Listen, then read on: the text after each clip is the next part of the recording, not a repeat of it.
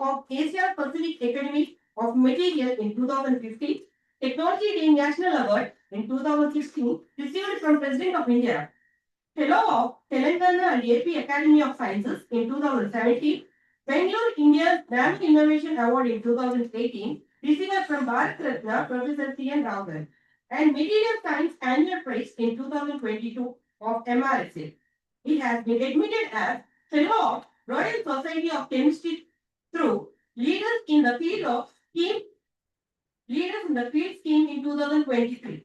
He has been conferred with Honorary Fellowship of Electrochemical Society of India during August 2023.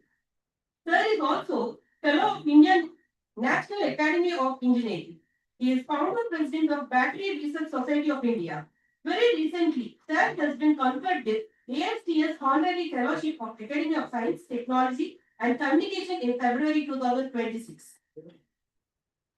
Being an expert in translation material research, Sir has published more than 200 research papers and granted more than 220 international and Indian patents, several of which have been translated to technological developments. His publications got total citations more than 17,000, with an index more than 55. Average impact factor is above 5 for his publications of last 5 years. Sir has been member of several project assessment, standardization, and governing body committees at national level. Now, I respectfully invite our sir to address the gathering. Sir.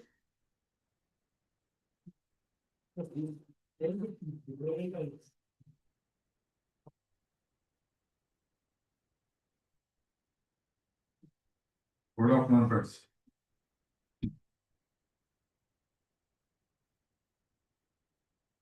The last session of the two-day conclave. At the same time, post-lunch session is difficult, but I could see that the audience stayed back for the second day also. I was very discussing with the person. Well, the people will come tomorrow also. Yesterday night I was really. It's a good sign that indicates the seriousness and also commitment of the scholars as well as some of the faculty members of the JNTUK department. While framing this conclave schedule,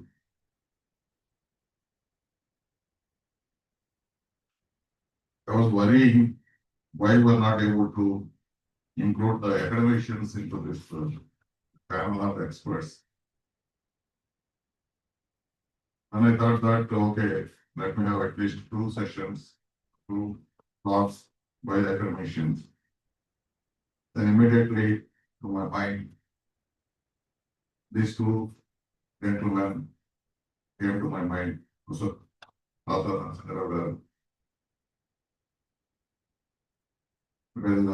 well accomplished scientist. As my student has already introduced to you. He is going to talk about the materials. To my understanding, the materials, the research is going on, but the material production manufacturing side, we are lagging behind. The way the America is leading from front, European Union also. So he is the most critical area of research. Once that have a breakthrough in the manufacturing, yesterday also Professor Mohan saying the layer like a lotus leaf, the vaccine layer, which will not allow the water to stick to the leaf. And what he was saying, you can develop the technology and paint it on the aeroplanes or in the glass sheets of the cars, etc. Then there will be a lot of advantages and benefits to the user. That's what he was trying to emphasize. So we are fortunate enough to have Professor Nathan Rao here, to addressing all my scholars. I know this gentleman was requested by the state government. He is reluctant to take up this administrative role. He is a pure scientist, dedicated life for the development and advancement of the scientific techniques. He was convinced, forced, and requested by the state government to take the responsibility of the vice chancellor of the University. I always envy that Tesla University as a great leader who can see a lot of transformation in the next 3 years' time. With these few words, I request Narasimha Rao to give his presentation.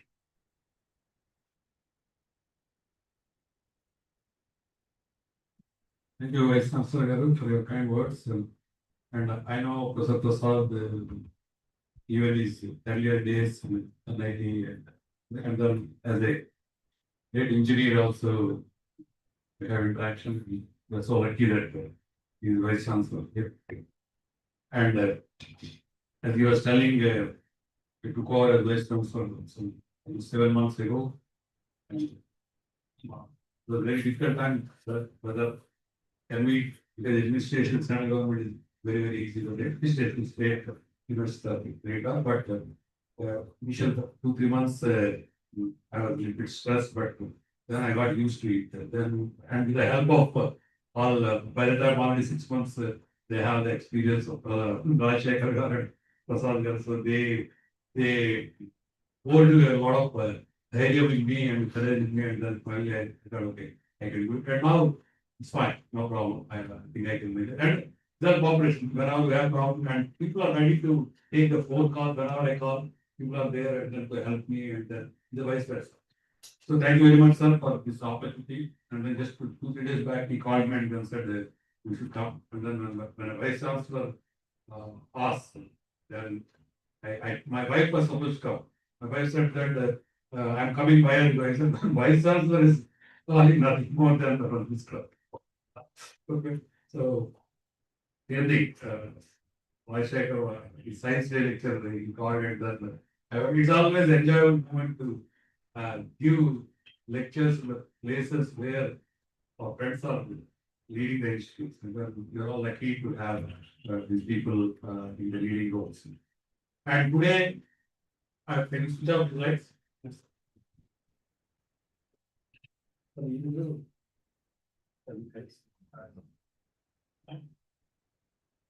So today, yesterday I was giving the same title, same lecture in either Tirupati for the same reason, technology day. Because today I'm coming, they said that they wanted to give yesterday. So you can see the beautiful greenery of our Tirumala hills. And then we are at the footsteps of the hill, and then sometimes the leopards also coming, onto our campus. You must have seen in the newspaper, but they're so friendly, they don't attack human beings. But now we're building a wall 1.5, it's small so that they. And I've been for 20 years, I was in ARCA, the Advanced Research Center for Swarnandhra, is the engineering lab for materials and metallurgy. And I was there as a senior scientist of the and by the way, I know Rajshekar Garu, Vice Chancellor, a long time, and we were both together in Japan. And that connection finally, we are here. So, 2003, I returned from Japan and then joined the institute. And I found it very interesting because I had an opportunity to go to US Space Festival, but then I had an opportunity at ARCA. So I was just thinking what to do. And that time only my son was 3 months old. So my wife did PhD in the University of Tokyo. Vishekar knows her also. Then we decided my son should grow in India only. Then we came here. And no regrets at all. And the ARCA is such a wonderful institute where they have, because in Japan we learned how to take the lab research into technology. That's why it's mind to market, that type. So people are trained like that, but then I think whether you can do something here. but no regrets. In 20 years of my career, they are say, we did a lot of things. And then we took the institute's name to a much higher level. And especially because it's not my greatness, but the time was like that when I came here, nanotechnology was so hot, it just started. So I entered into that and we developed some technology. Then my core research is electrochemistry. Then suddenly the hydrogen and batteries research technology started, and I had put my finger there and then were successful. So it's also opportunity what came into my line, so that made me a little bit successful. That's all. So I'll just share some of my experiences with the institute where I stayed, and also I want to give some kind of clarity that what is lacking in the country in terms of technology translation, and what you people have to think when you start your research or your projects at Amtech level, and what is required after 20 years when you grow to our age. Uh, what will be the scenario if you miss the bus now, right? Thank you. So next slide, please. Can you? I can change slide. There are also possible. Thank you. So you can see there. Usually in India, we have strong academic expertise. That means India is third in rank, third in publications. If you see the statistics, that means we have strong, excellent knowledge base. We publish excellent papers. But then after taking PhD, we go abroad and then start to Silicon Valley or elsewhere. And then the reason is not that the brain drain, but we don't have enough opportunities and the population to use. We don't have manufacturing industries in this country to provide jobs to the people who work. And then if you see the population in India, 1.4 billion, we over surpassed the Chinese population. And morning we were discussing with the vice chancellor, it is almost 60% of the population, young India we call, because our average is 35. And then out of them, even if you consider 50% of them go to the higher education schools or colleges or universities. Only 1 or 2 or 3% maximum they go to the IITs, and then another 1 or 2% private institution. But majority of them, 80% of the students who are in this age group, they go to the universities like state universities, state funded universities or institutes like this. So if these people don't contribute, these people don't get jobs, if these people don't do the translation technology, and then after 15, 20 years, then what will they do? And if you see the demographic statistics, China, once it was huge population, and it crossed the maximum, and then now it's coming is the other side, and we're on the peak. So 20 years when we go the other side, we will not have enough young people, but today's young people, if we don't use technologies, and then we'll be having a lot of problem. So the countries like Japan and then Europe, they are facing the same problem. So we do academia is very strong, but our industries also do well. But we don't have manufacturing industries. But our industries, you take example of battery electric vehicle, and all these Tata, Hydra, and all these cars, what do you see on the roads? And all these cars, they use battery packs imported from China. And then for the last 10 or 12 years, India is looking at they give a lot of incentives to the battery industries to build the battery technologies and put the plants and then cells. But unfortunately, these people are still not doing well, not able to make the plants ready because they don't know whether the cells what they make will be competitive enough, both in performance and the cost. Because Chinese products are very cheap, and then ultimately, whether it's a whichever company, they will see that what is the low cost. So they better import than using Indian made cells. So it's only possible when the economy of scale. That means when the usage goes very high, then the cost will come down. And we are looking for that in the future. And then there are 3-4 companies who are ready to make the battery technology. But at the moment, the industries, they get the cells, they make the battery packs because we want 220 volts or 300 volts pack. 3.2 volts is the one cell, and you have to put in series and the parallel combination make a battery pack. And then put some BMS battery management system if you have electronics, then you know that. You can make the system and put it in the car or the scooter. But what happens is once you have the imported at low cost, you are compromising with the quality, and the quality makes the problem of the fire. You must have seen 2 years back. There are a lot of scooters undergone fire, and is a lithium battery cell is like a bomb if you don't do proper sealing, because a lot of organic liquids will be there, fluoride will be there, and when there is an explosion, you have huge amount of energy released. So ARCI, where I was, we are trying to fill the gap. And then all of you young people, I don't, if you don't know, you must understand technology readiness level. When you start your expert, first you should know what is the application of this research, what I'm going to do.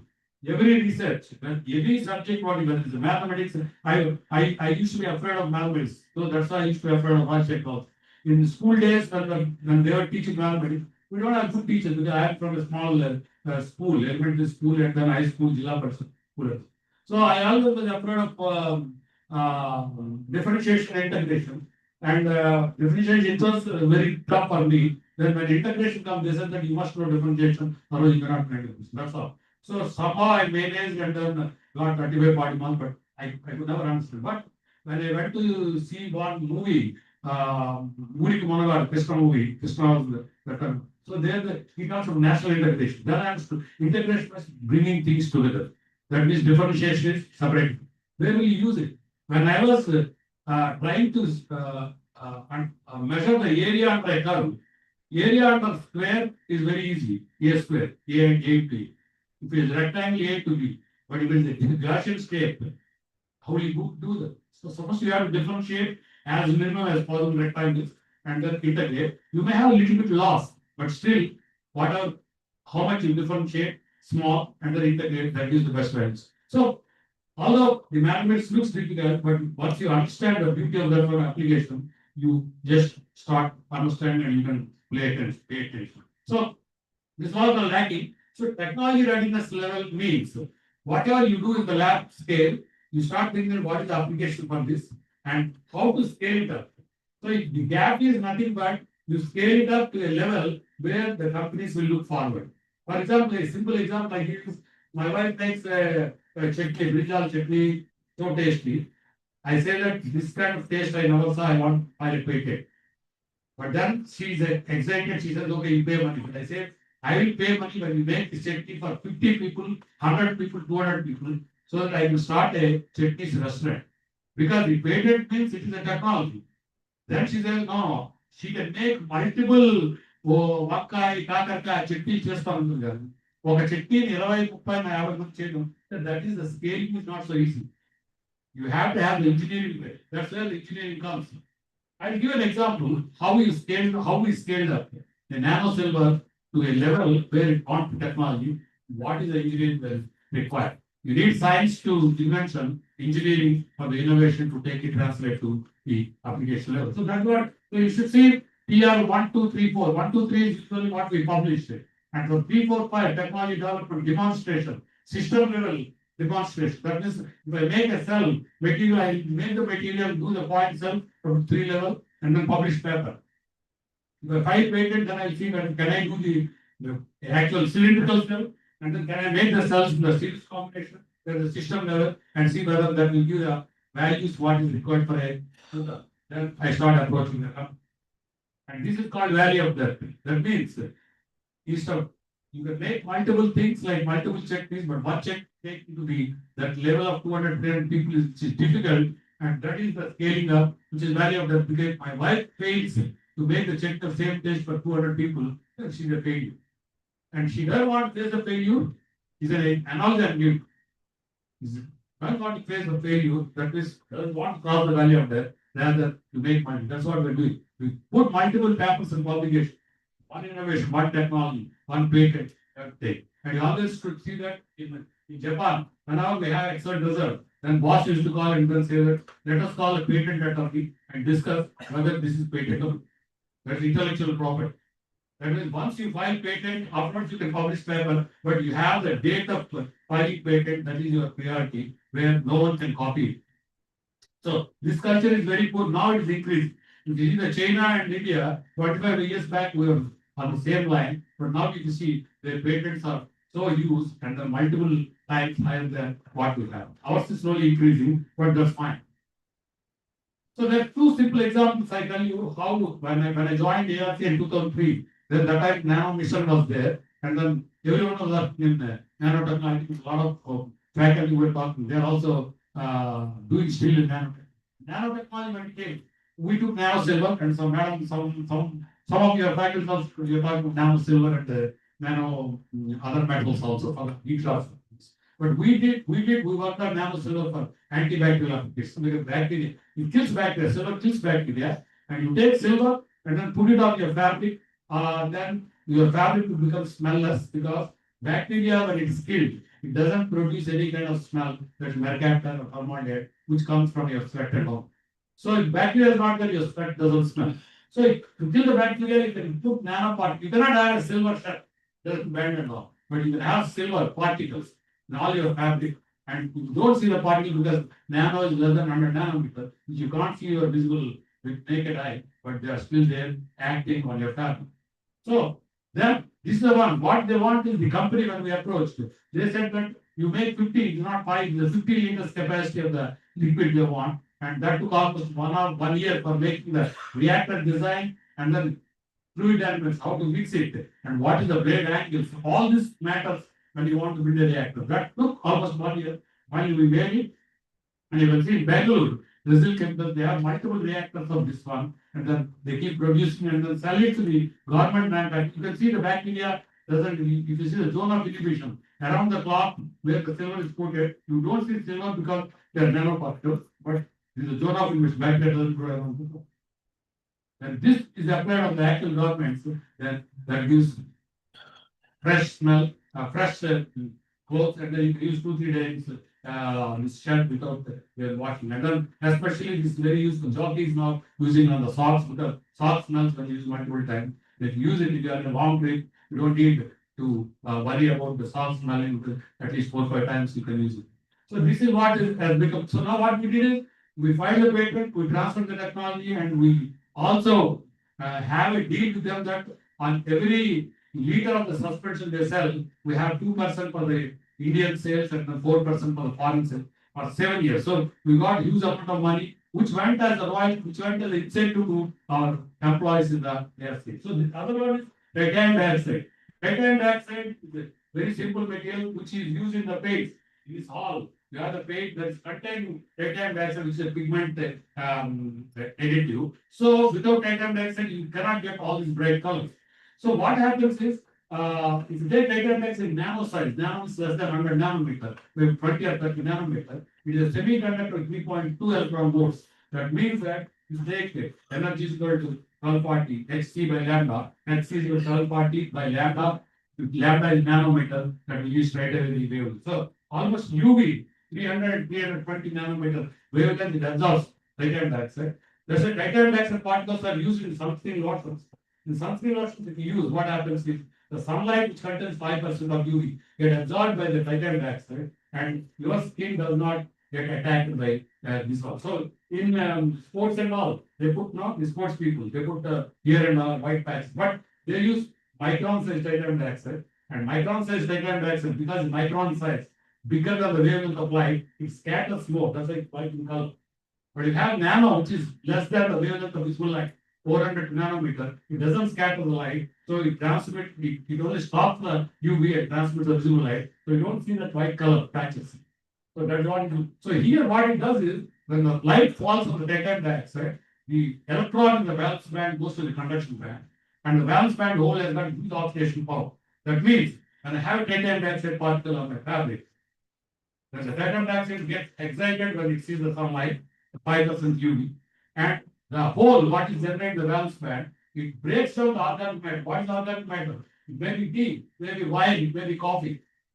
And the fundamental experiments show that at very low concentration of this UV, that is sunlight, and very low concentration of the stains, there is small concentration of stains of coffee or tea, it acts very fast and very efficient. So people have used in Japan, you can use the all the tiles and glasses of the multi-story buildings, and the tarpaulin cloth what you use in the indoor stadium of some of the stadiums. They're all used titanium dioxide because maintenance is so difficult, and if you have titanium dioxide, it doesn't allow the dust and junk to sit there. It keeps cleaning when the sunlight falls. But in India, with the huge population 1.34 billion, we thought that we can make titanium dioxide add on the fabric because already we have the company tied up. So we did that one, and we made sure that the underlying break the smell, it breaks the all the dyes and all the color ones and all. Finally, you have the flying machine jeans. The jeans pants. Jean pants anyway, when you use jean pants, you don't wash very frequently, so you're already saving water. And if you have titanium dioxide, you don't need to wash at all. So in UK, to say that wear jeans and save environment because you don't use a lot of water when you wear jeans. But when you have jeans with titanium dioxide, you never wash. So only thing is you need to have two pants so that people know that they have to change their pants one day. Today's one you take it and then put it on sunlight. And then tomorrow by evening you get dry clean. Because any coffee, tea or sweat that gets decomposed. But you cannot say that I will dip in sambar and then take it into sunlight. You cannot because it's too much concentration, you cannot handle. So we have got a lot of money by these brands for sun-washed clothes it's called. And this gave the success rate for us. And then we got in the my CV, just telling technology and national day award from President of India. That and all came just because of this technology, which we commercialized in short span of time. But that is the whole story. And now what happened during the time we were working some 10 years ago, IIT Hyderabad started, maybe it's already 14 years, I think, 2009 or 10. And IIT Hyderabad started mentored by IIT Madras, and they didn't have faculty in one of the places, in ordnance faculty school they started, and they wanted faculty to teach chemistry. Since I am a chemist, I used to travel all the way from airport side to our office and used to teach there. And that time, understood that one professor has got expertise in this lithium batteries, and I am an electrochemist. I thought there is a lot of future for the electric vehicle because in Japan people used to talk that. So in India it may happen, so we should start the research in lithium batteries, and we started that. And our director that time, Sundaraj, said that okay, I'll give some 20 lakhs and we'll start the research. That small seed, why I'm telling this, how we started with a small point, the small material. Today, we have 40 crores of project just last year we got from ANRF for making a 2 megawatt plant of lithium battery manufacturing plant where the pilot facility so that industries can come and test their materials or any component. So the growth goes very fast. So in India, as I told in the beginning, all the battery packs of these companies, whether you have a Nissan or MG Motors, all these companies, Tata Motors, all these companies, they use batteries imported from China and not made in India or some other country, but no manufacturing in India. So even the buses and scooters, there's so many multiple number of scooter companies, e-scooters, and then you don't even know the name, and then they also make the import these battery packs at very low cost, highly compromised, and use that one. But that is very dangerous. This is the danger. And several multiple scooters got fired, and several people died, and people don't have the knowledge that what you are keeping inside is a bomb if you don't have the proper one. Okay, proper battery. Batteries are not very big. And some people used to take the battery packs to the fourth floor or fifth floor of their room and then they used to charge, which is very, very dangerous. This kind of battery pack. So that time what the Ministry of Roads and Highways, they asked the team and they asked me to chair that committee, and then we said, they asked now the battery business is going down because of this scooter fire.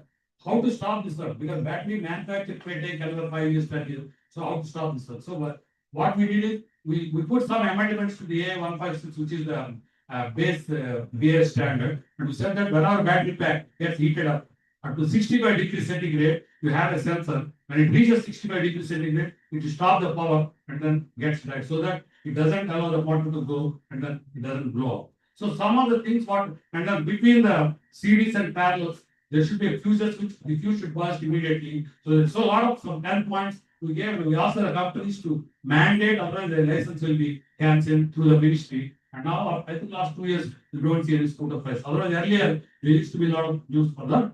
So, while doing so, then the making of the batteries. So, in battery, usually you have a cathode and you have the anode. The anode is the one what is the lithium zero is the one what is zero.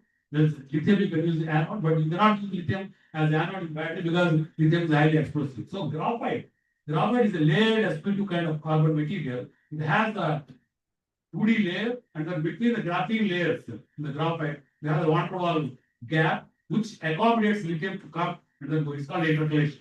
So this happens at very low potential close to lithium. That's why we use it as anode. If you open your cell phone battery, then you have the graphite at one side and other side, lithium cobalt oxide is the one, and the difference between this voltage, you can see 0 to 3.4 or 3.2 volts, that is the voltage of one cell, right? You have multiple cells in series so that your voltage will increase.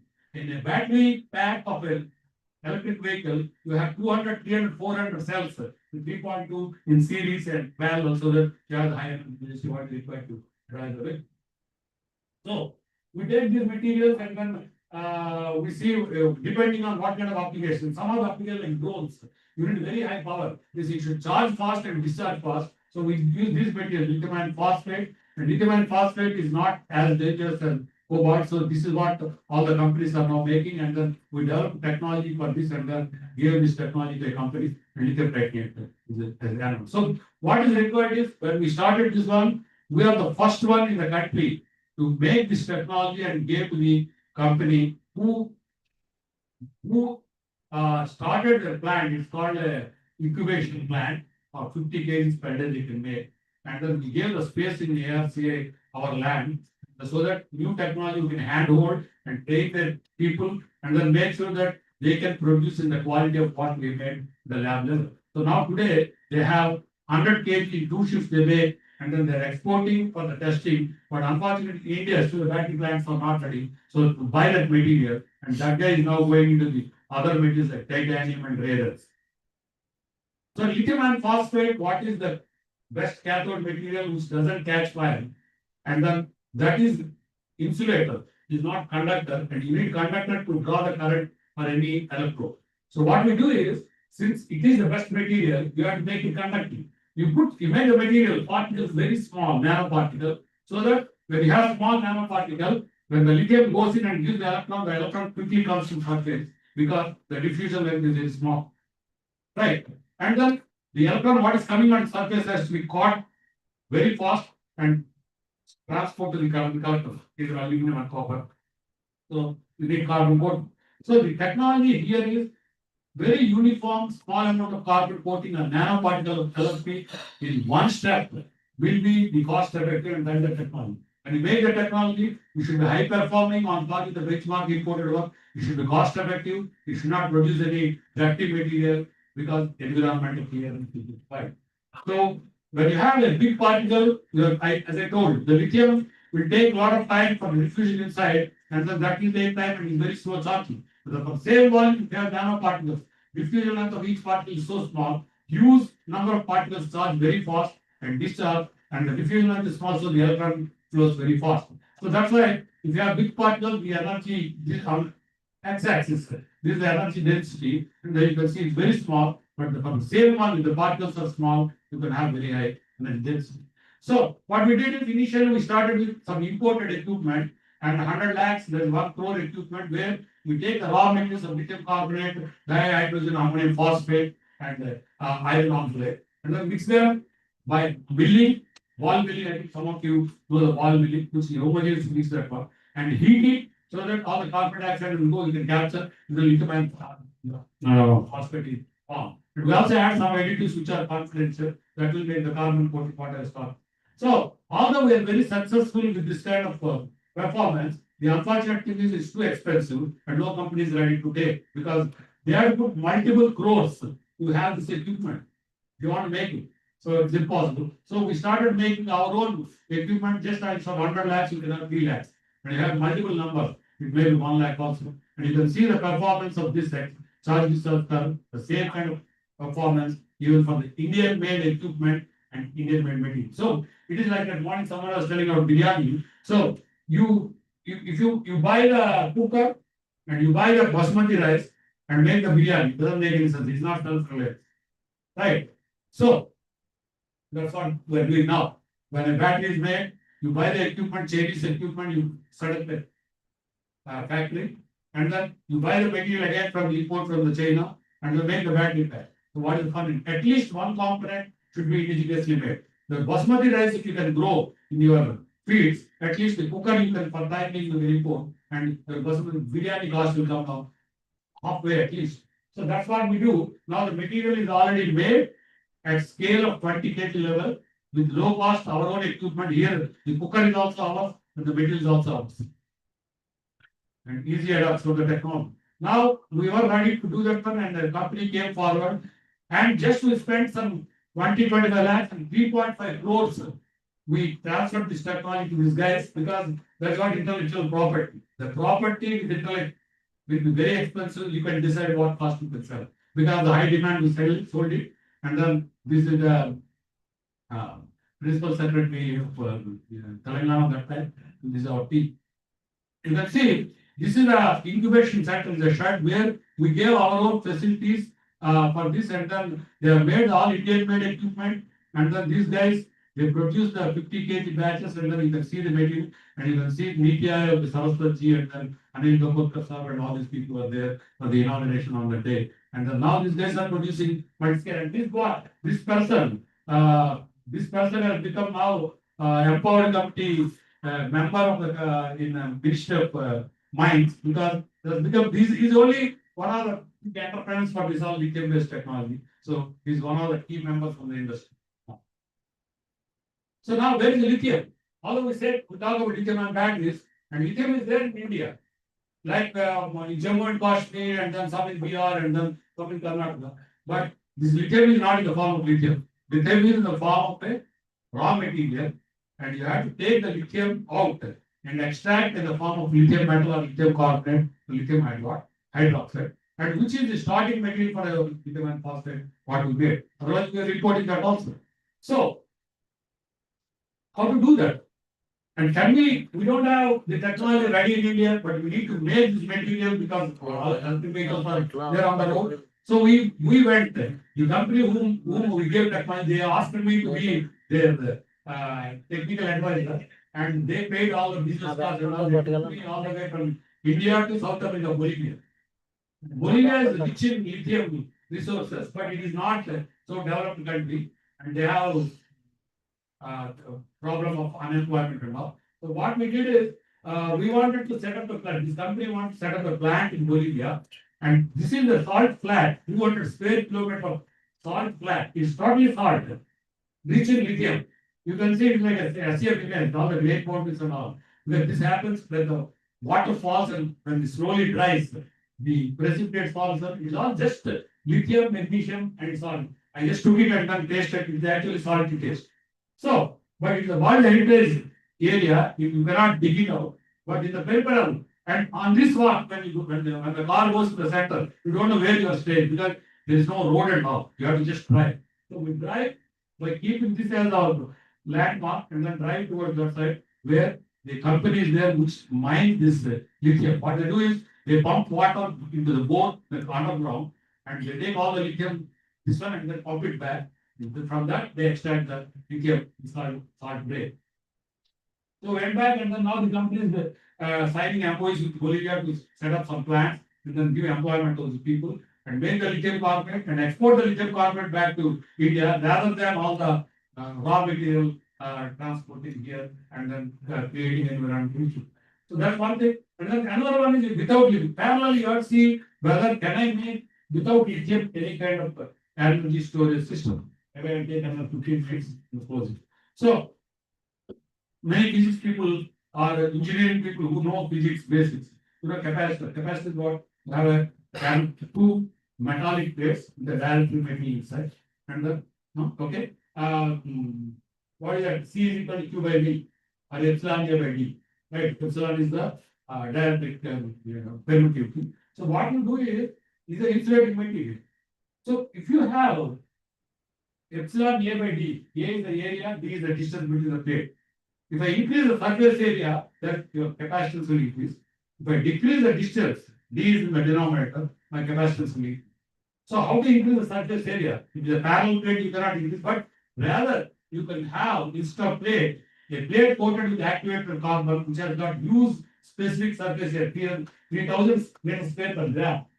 If you can see the specific surface area of activated carbon or graphene or carbon nanotube, they have used such specific surface area. So when you go this material, the surface area what is exposed to the material, to the action is enormous. So what you do is instead of dielectric material, you take a liquid where the salt is formed, dissolved. For example, you take water and sodium chloride, you dissolve. The sodium chloride water, sodium plus and chlorine minus. And apply these carbon electrodes with few surface area. Chlorine ions go to the positive side and sodium ion goes to the negative side and they absorb on surface. The capacitance become so used, if the microfarad is your PCB boards capacitors, they have hundreds of farads capacitance. That means energy density is much close to the battery, but not as good as battery because it's surface phenomena. But when you discharge, it goes very fast, like your flash. In the flash, what happens? You have battery, but you have also capacitor. The capacitor gets charged when you click it. This very huge light with flux, but per moment. That means when you click it, parallel it shines and then you capture the image and then it dies. But normal battery cannot give that much intensity because it cannot give that much power. So the power is very important in many kind of, for example, you take drone. Drone doesn't go like aeroplane. Drone goes vertically up. That means you need huge power to lift it. So normal battery cannot do. You need either super capacitor or multiple pins of capacity. So this kind of applications are plenty elsewhere and we are still developing. In China, buses, in spite of having a lot of lithium, the buses are equipped with supercapacitor banks because supercapacitor does have enough energy base to go for long drives. That means my car cannot have supercap. I need to have battery because battery has got high energy density and then you go to 100 or 120 kilometer speed. But if you want a race car where the car goes short distance but it goes very fast, there you need supercapacitor part. So this is the difference. So what they do is the buses will with the supercap pad in every bus stop when it stops. By the time guys get in and get out passengers, it gets charged. Will not charges in seconds or minutes. So for public transport they use it. So what we do in India, so we put a proposal that time. It is all nanomaterial to the DST and we got some 9 crores of this funding and we have jute sticks. How to make activated carbon is a biomaterial you can take and then take. So jute sticks, how many people know? All of you know. You take the jute skin out, the stick is used, no use for that. And especially in Calcutta, West Bengal, and some other coastal areas, there are a lot of jute stick. And jute stick is a cellular material. You can see the cross section. And when you convert it to carbon, how do you convert it to carbon? You take jute stick pieces and then put it in a furnace and then don't allow oxygen to go. Only hydrogen or nitrogen or just close it, no oxygen will get there. So then it will convert it to carbon. If you have air, then it becomes carbon dioxide and everything disappears. So we converted in controlled nitrogen atmosphere. You can see the huge surface area of the carbon. And then this is actually graphene. If you see the Raman, you have the 2D peak shooting up, which is the signature of the graphene. And this is a huge surface area. And we could see in the area under this curve is the capacitance. And YP50 is the one what is NASA uses the Japanese material. Is a standard material we got and benchmark with that. And we have better capacity. But unfortunately, when you convert it to carbon, usually 20% jute stick will become carbon, the still will go away.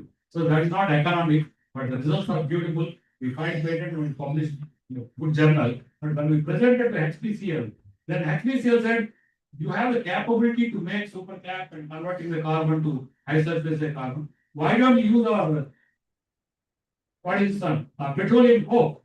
And petroleum coke, when they do the crude oil, and refine it to diesel or petrol and all kind of products.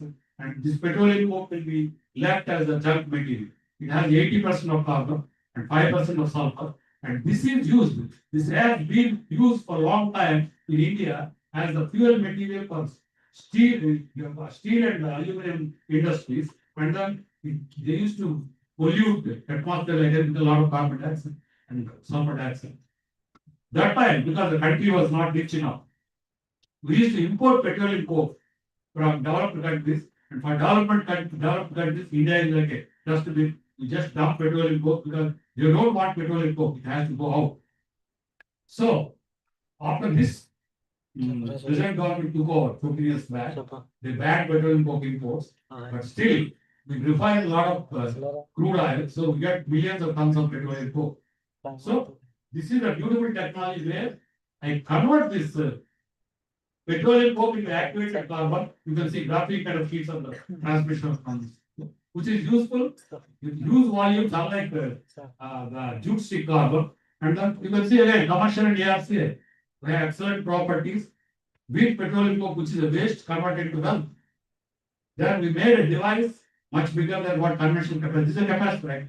This is like this much size, and it's working well. So then they funded with 1 crore, and then we set up all this line to make the super cat, and some equipment we made ingeniously. And you can see blue one is the Maxwell American one, and ARCA is the Indian one. They perform both the same way.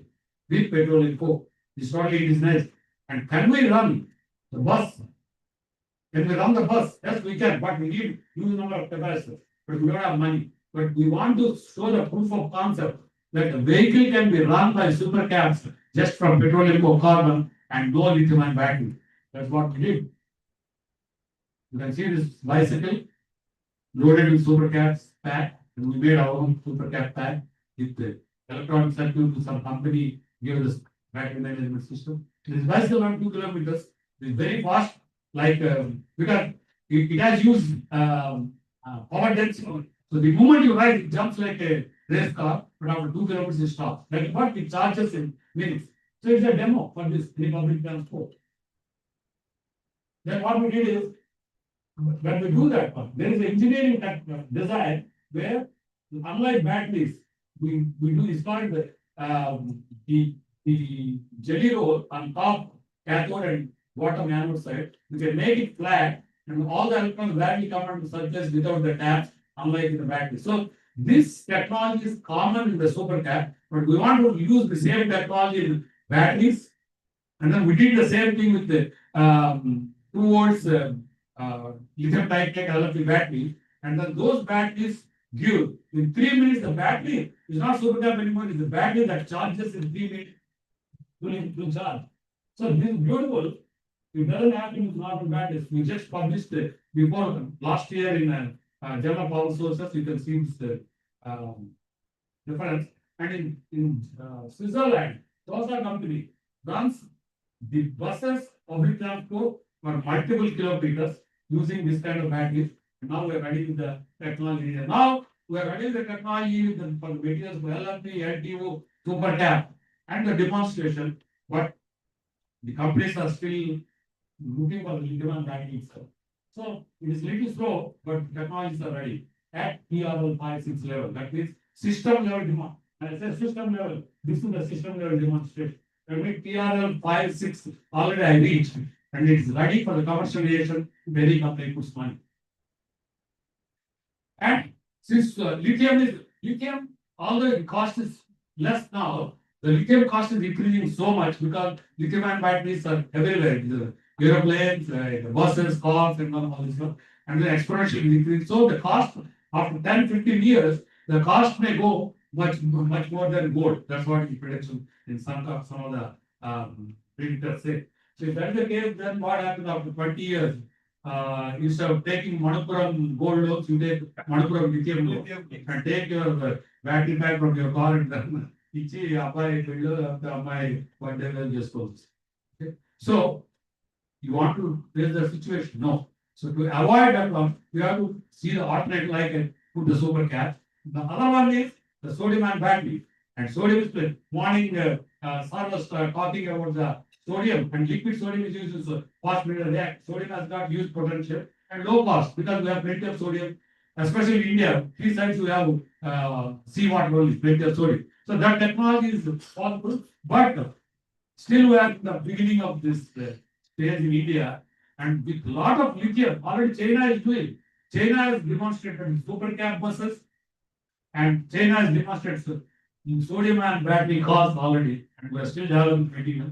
Luckily, yes, they have already developed sodium vanadium phosphate and one more layer, which is ready, but still the companies have to come forward. But sodium is the future, and then because very low cost, you don't need to worry about sodium you just extract and then, but the technology for extraction of sodium from seawater is most important. And there are several electrode materials with sodium can be made, and a lot of opportunities and the young researchers can look into that one. And this is the future. See, C is the future because you need water for hydrogen and you need sodium for batteries. And both technologies are energy technology. And in water, you need water because how many people know green hydrogen? Raise your hands, students. Okay, not students also. Why it is called green? Please tell. Eco-friendly. Hydrogen is eco-friendly. But when you apply water, I will connect my this plug and then I will put it there also. Is it called green hydrogen? No, hydrogen is medium. From? Hydrogen should be used as a medium. No, I don't. I take electrolyzer and connect it to this plug. And this, where is this power coming from? Thermal power plant. Right, somewhere you are burning coal. The power is coming. And the hydrogen one is coming in this electrolyzer. It is not called green. Hydrogen has no color. And hydrogen is called green when you use this power. Instead of plug from the green power, you use solar power. Solar is green because you don't produce carbon dioxide. And that's it. So hydrogen is called green hydrogen. Please know. Green hydrogen. Green hydrogen, when you say it is either wind or solar, that energy is used to split water, not the grid power where you are burning coal somewhere. And pink hydrogen. Pink hydrogen is the one. What is pink? Why it's called is not pink, but when you use nuclear energy and then split water or thermochemically you split water, the hydrogen oxygen, that hydrogen is called pink hydrogen. But as in the morning it was told, in the future, the hydrogen becomes so prevalent and then tons and tons, millions of tons is to be required, and you cannot use this power is not enough. You need to have a use because already we are having huge energy demand. One for already we need energy to 1.4 billion people, and you also double the energy requirement for your data centers, not for AI, quantum computing, all this comes. Data centers what are being set up in Vizag and all. They need to be cooled, and you need to use water for that to be cooling that, and you need water for this, right? And you need also energy to run because in Britain, they said that stop using, delete all your old Gmail, say, Gmail material because if you delete all the old stuff, when you search it, it doesn't allow the search to get on. And then so that you consume less energy. And in data centers quantum, your energy demand is so high. So you need use energy, you need use water as well.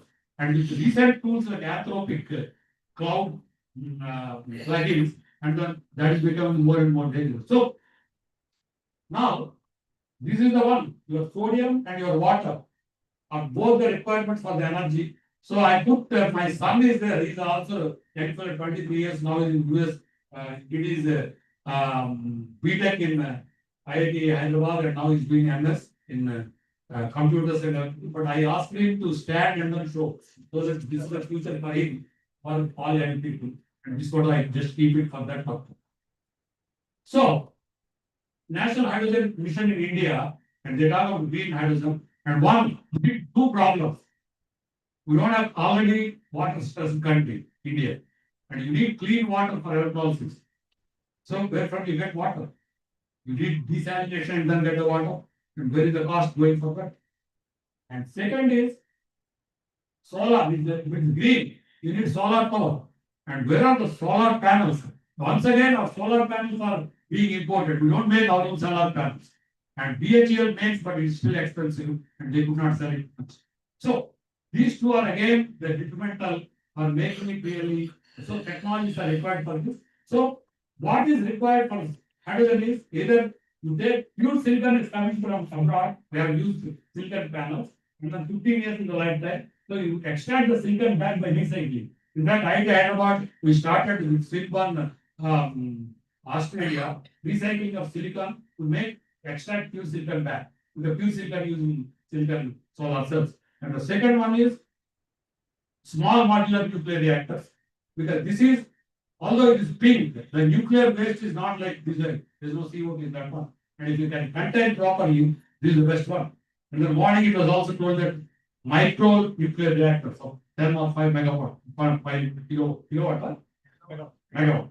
And that should be good enough for a research center that is required. In elsewhere, France and Japan, they are using that one. Each company will have their own modular reactor, what is required for their power demand. And then without that, you cannot. Anil Kapoor, he keeps saying that this is only the solution for future for feeding all these people. Otherwise, just solar and thermal power plant or coal is, unfortunately, we have clean coal project. Our coal is not clean enough to burn it. We still have a lot of Vikasit stuff in our coal. Our coal is not best coal for burning this. And then we keep adding some of the imported good coal into that one to make more efficient. And seawater also. Can we develop technologies to directly alkalize seawater? That's the future. Then only our water will make sense. Otherwise, making clean water and again using. There is one more challenge, but people are working on that. The last one is we can perhaps now the hydrogen what we use in the cylinders in your labs. The hydrogen is there, but it's expensive. Where from this hydrogen is coming? Methane is the gas, what is readily available, and they use steam, it's called steam reforming. Hot steam, they mix with the methane and extract the hydrogen, and carbon becomes carbon dioxide. That means it's not clean. That's why it's called grey hydrogen. The hydrogen what is coming out of methane steam reforming, which is being used in your laboratories. But can you take hydrogen, CH4 is the methane, can I take hydrogen and use the carbon in the form of carbon? Carbon in the form of carbon is not toxic because carbon is used everywhere and carbon is biochar is being used to hold the water in agriculture. So, can we do the methane? Already in abroad, some of the countries some pilot testing on that. So these are the technologies what is required for the future and people should think about also. And another 2 minutes I will leave you, sir. Lithium and people talk about electric vehicles and lithium and batteries are required. But equally, one more component is required in electric vehicles, that is the water. And water is made of magnets, permanent magnets. And permanent magnets contain neodymium and boron, and neodymium is the rarest. So recently, Nirmala Sitharaman announced Andhra Pradesh, Orissa, Kerala, Karnataka is called coastal corridor for rare earth corridor. That means we have a lot of monazite in the beach sand that contains thorium, of course, for the mineral plants and all, but also contains a lot of rare earth material. Then we have the extraction of the rare earth. And we have illuminate that is a titanium source. 14% of all results of titanium is in the country, but we don't have titanium made. Vidani imports titanium from the aerospace grade of titanium. So these are the technologies what is required for self-reliance. It is not just self-reliance alone. And all these critical minerals, the supply chain will be disrupted when you have the problems with geopolitical situation. If all the countries, neighboring countries around us, they are not friends. If that supply stops, we are nowhere. So keeping that in mind, JNTUK, and we are starting in SP University a good course, MTech in materials and mineral processing, so that when companies start in the coastal corridor, we need 10 people who are staying in that one. And with IIT Madras, IIT Hyderabad, we are signing agreement and do that. In IIT Hyderabad, when I was working with the Center of Excellence for the critical minerals and Ministry of Mines. And these are coastal corridors, we have all the materials, and you can see all these 4 states were announced as rare earth future coastal. Thank you. And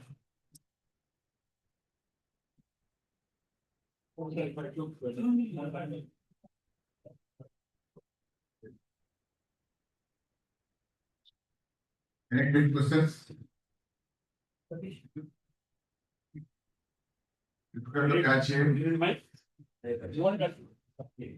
I know you are young at heart. Let us give opportunities for those scholars. Yeah. Start from there.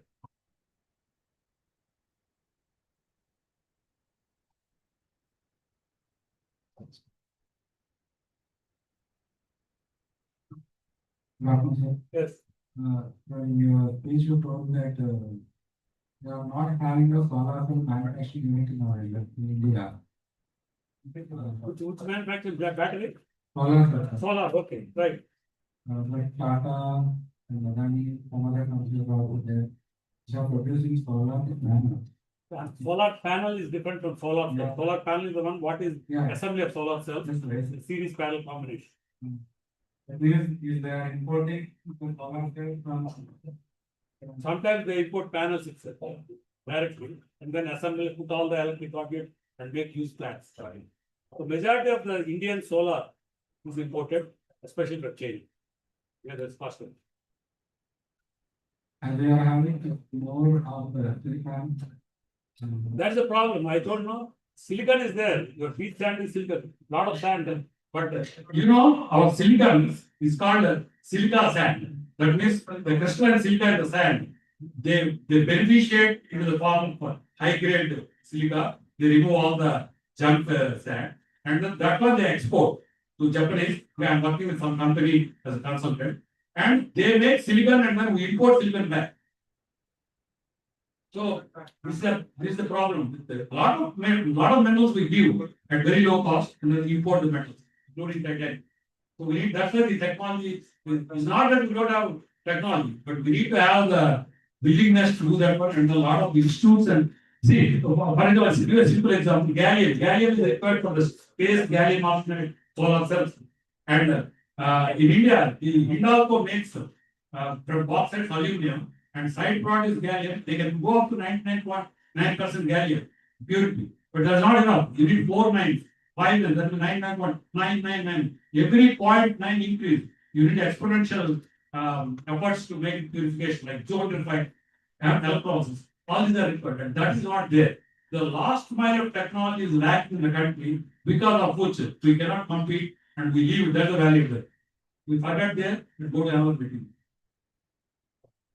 So you guys have to fix that problem. And effect super cap battery. What is the capacity? Because can be charged in 2 to 3 weeks. Yeah. What's the capacity of the battery? No, it's the capacity form of energy density put it, right? So if a 100 milliamp per hour is a battery, it gives 10 milliamp per hour is super cap, and only 1 milliamp per hour is the capacity what is in the PC. 10 is good enough to try for nuclear. One more question. As you already You were talk. Hello. sodium ion battery are I think we'll talk again. I can answer all your questions because last time is looking at me. Thank you, sir. This guy is eating all. One more question, sir. Anyone else? Any other student? So Yeah, Krishna. your faculty here. Faculty in which department? Come to this end. Oh, okay. Sir, he said that we have thorium very well in our He can answer better. That's what. Yes. So, can you help us to start a startup to take the thorium? No, thorium, I think all these minerals are under atomic energy control. IREL, Indian Rails Limited, and under that comes under the atomic energy. They got to, we cannot extract thorium at all. You can extract the rare earths like gadolinium and other samarium and all, which you can do that. That's what we are doing. IREL gives the radium oxide. We can convert radium oxide to the metal organic reduction to radium or molten salt electrolysis radium, which we'll use for the radium environment.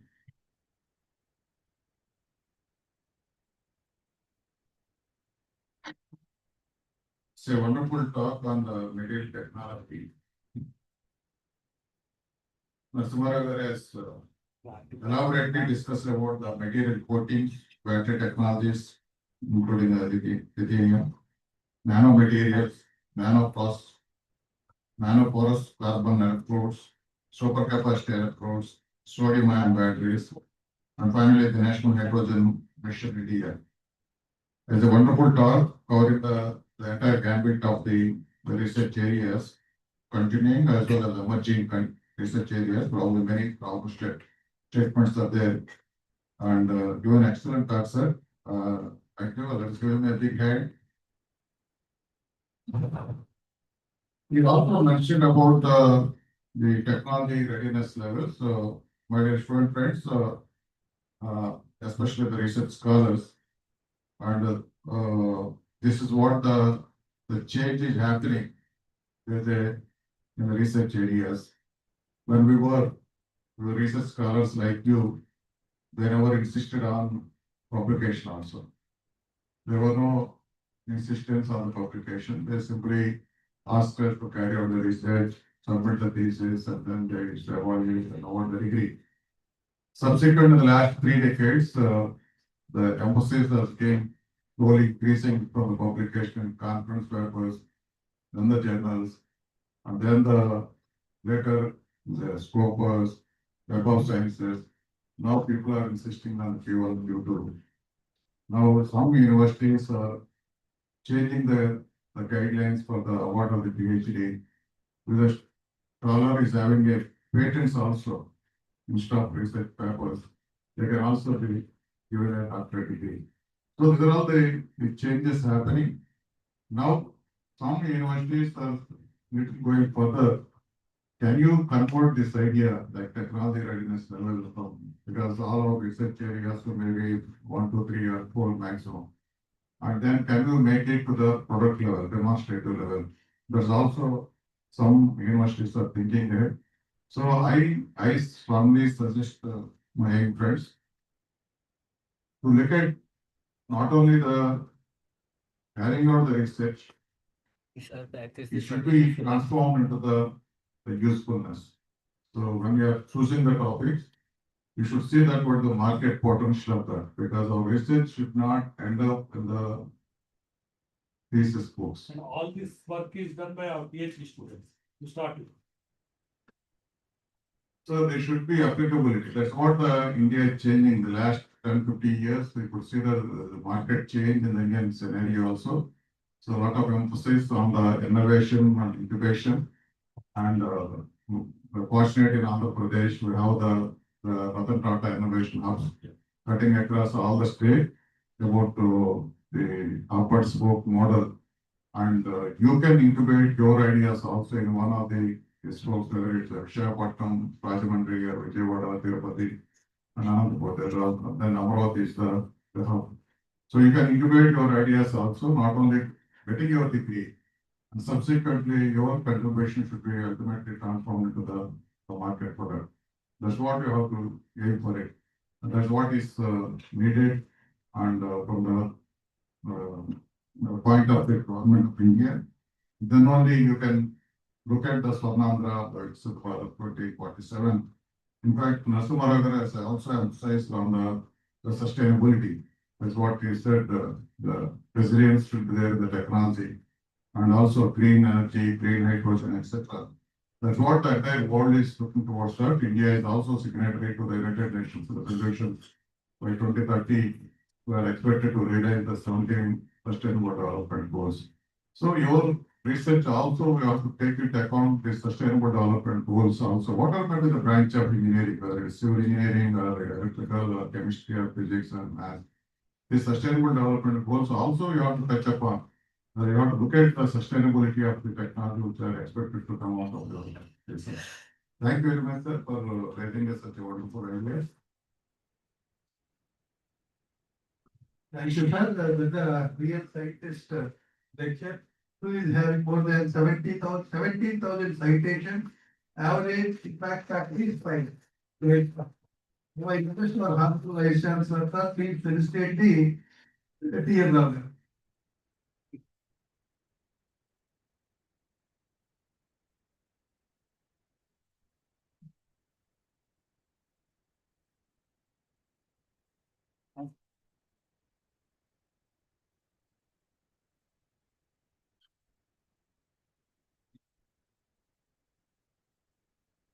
Thank you, last speaker of today's session. We sincerely request Professor G.P. Rajshekhar Garu, please come on to the dais and start the session. By the Yeah, of course. one of our colleague to receive, sir.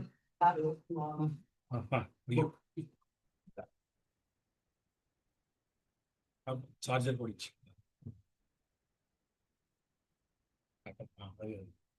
Thank you.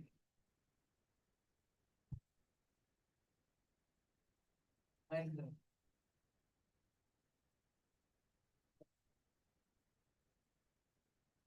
So I request one of the faculty to introduce Professor J.P. Rajshekar Garu to the audience.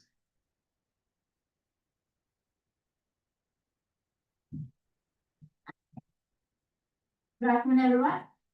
It is my great privilege to introduce our distinguished mathematician, renowned researcher, and inspiring academician, Professor G.P. Rajshekar Garu, who is currently serving as Vice Chancellor of Andhra University and a professor from Department of Mathematics, IIT Kharagpur.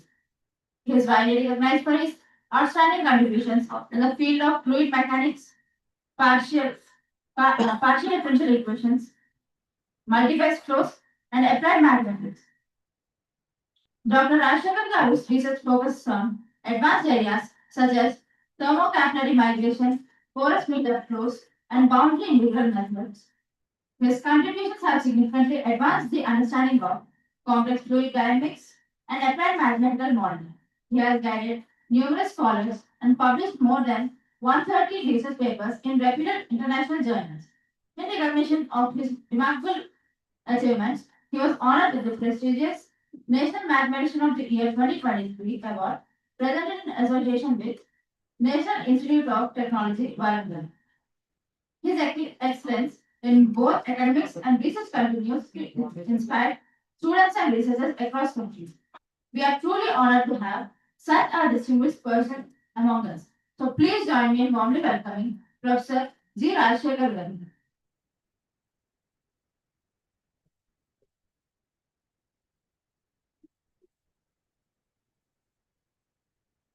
The last 10 talks, expert talks, yesterday and today, we are all covering the different areas of research, which are multidisciplinary nature, interdisciplinary, cutting edge technology from the agriculture to space technologies. In carrying out the research, even though we say that the Indians are very strong in mathematics, who claim on many occasions Indians are strong in mathematics. But when I was guiding the thesis work, conduct dissertation works or thesis work, you would see some of the scholars are not good at mathematics, mathematical modeling. That's what we could see at Ekuna. There is a reason, one of the reasons why our papers are not being published in the international journals with a high impact factor or Q1 and Q2 journals. So we need to have a strong mathematical base for any hypothesis proposed by us in our thesis. So that is the reason why I requested Professor Rajshekar to choose this topic, mathematical modeling in the context of the system. Water may be the branch of England, water may be your topic, Right click, but open, you need to open with define the problem Adobe, and you have to model the data, Adobe is other computer. analyze the I data, tested. and then propose a capturing the physical phenomena for the mathematical model. And also the statistical analysis. That's what also I could see people are unable to interpret the results properly. In the process of identifying the most significant variables and the relevance in mathematical sense, as well as their relevance, variables relevance in the real life also. So this is where we should be good in mathematical concepts. So Professor Rajshekar is going to tell on this. As the speaker has introduced, Rajshekar is a very renowned mathematician coming all the way from the IIT Kharagpur.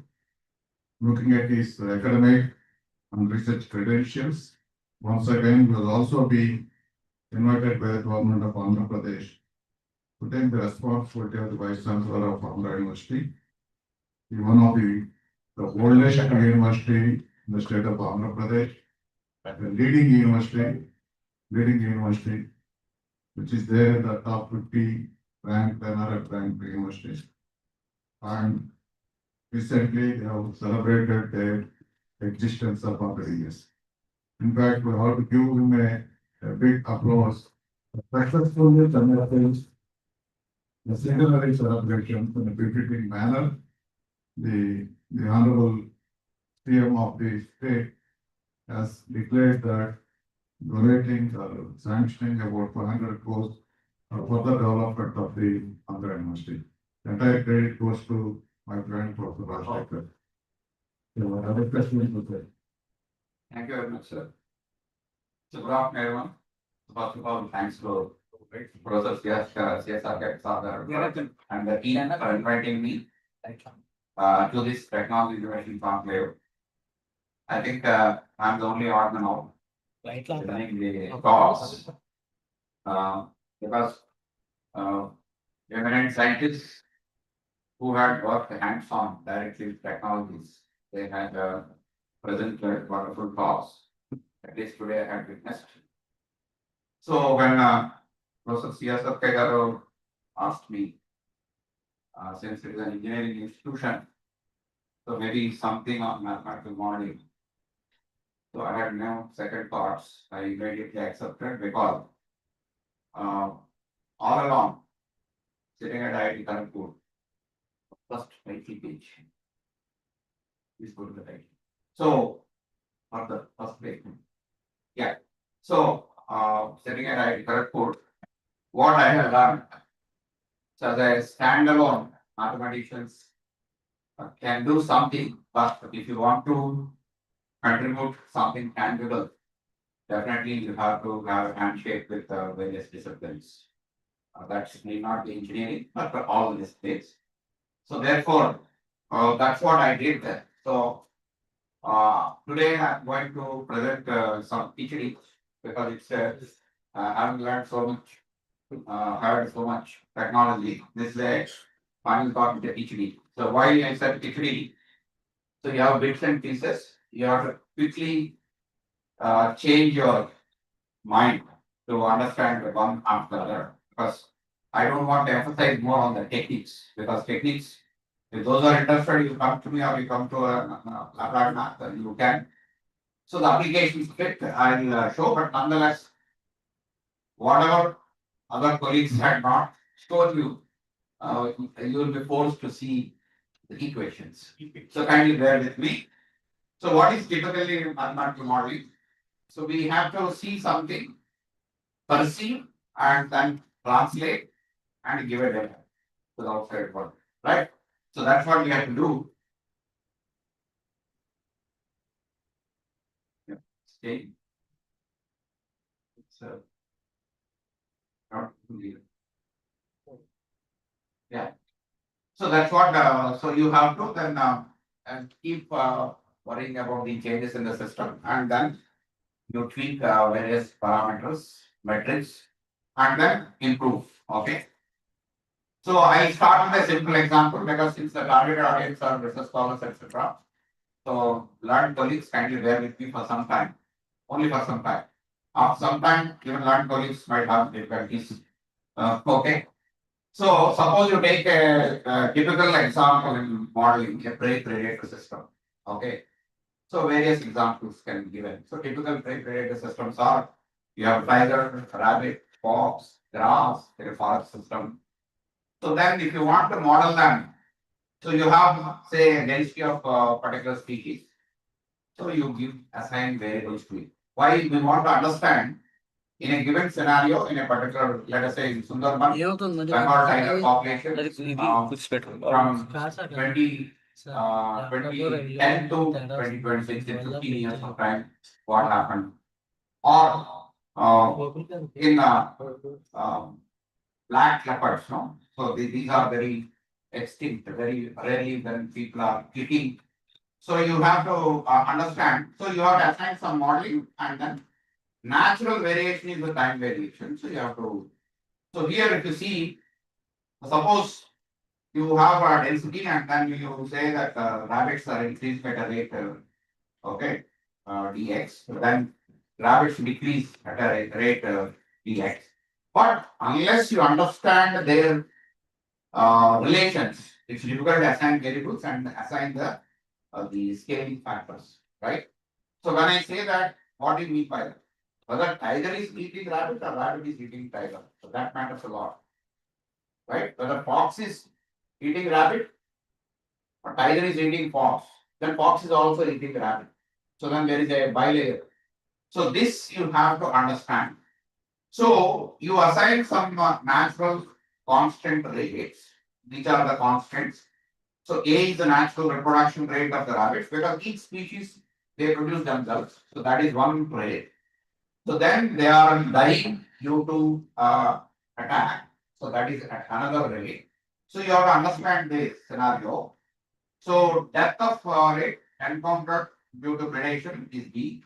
The natural death of rate of foxes, I don't know. So these are the scale parameters you have to understand. And things may not be straightforward as linear stuff. Suppose growth rate dx by dt is proportional to a rate constant. May not. So sometimes you have a complete a mutual interaction. Okay. So in that case you will get a nonlinear. You get a nonlinear. So for example, foxes. Foxes, no, it has a by interaction because foxes are eaten away by tiger. Fox are also eating rabbits and then they grow. So therefore, that interaction you have to understand. So, so this then why in science? In modeling you have to understand.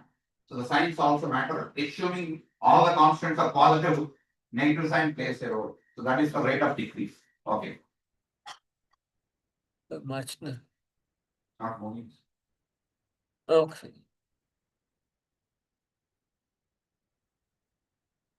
I think all talks are PPTs and this is PDF. Yeah, so it has moved a lot. It has moved a lot. So you can put it in the Microsoft Edge. But it won't move. Microsoft Edge, it won't. It's not moving. What is this? It's- Repeat. So unless you understand these interactions in the rate growths, you cannot put the science properly. So you have to put the science properly and then you get a nonlinear system of equations. So is it straightforward to solve nonlinear system of equations? It's not. So what we do as a mathematician to understand the nature is nonlinear, but as a first step we linearize. So we understand what happens for the linear system.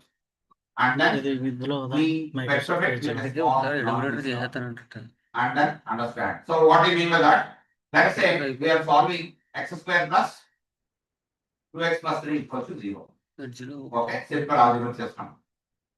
So it's a nonlinear, but you are solving it. Instead of x square plus 2x plus 3 equal to 0, I add to x and epsilon, which is a small number, like we are saying 10 power minus 20. 10 power minus 20, then we limit 10 to next. Now I solve the system x plus 10 power minus 20 square plus 2 into x plus 10 power minus 20 plus 3 equal to 0. So that epsilon is 10 power minus 20.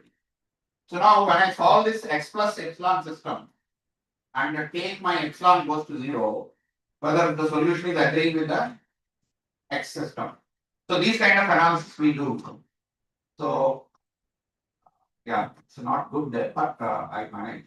It happens. So proper video get it. So I manage. So here rabbits eaten by foxes. So therefore rabbits self-production and their decay, natural decay, because they die and are eaten by foxes. Similarly, foxes reproduced and their death rate. Okay. So foxes, they are also having growth by eating the rabbits and then and then they are also being self-death due to various predation. So how do you study the system? It's a linear at this stage, but this time is non-linear. So you try to solve the stationary solutions and then try to understand the system and understand the stability of a system, etc.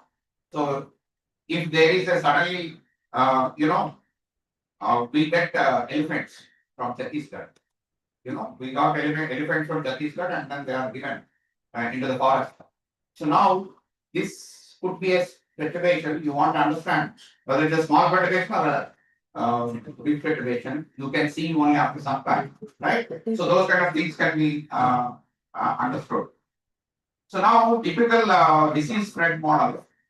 I think I have to guide it from here.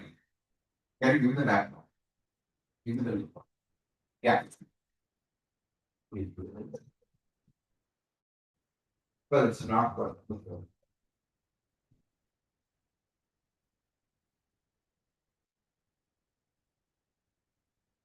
Fine, wait.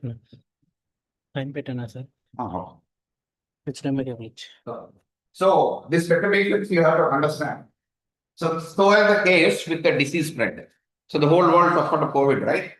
But one model got appreciation by Sotra model. I don't know how many of you heard by IIT Kanpur colleagues, Professor Manindra Agarwal colleagues. Typical disease spread models are called SIR models. Okay, susceptibility, infection, and then where is it?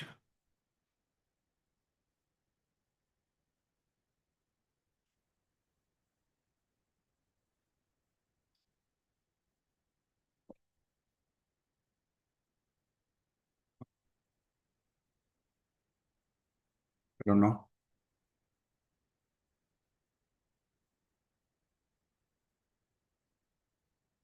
Throughout my life, I lived with PDFs and I had no difficulty.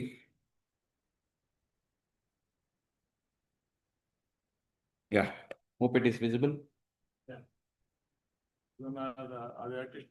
Yeah. Right. No, so this is fine.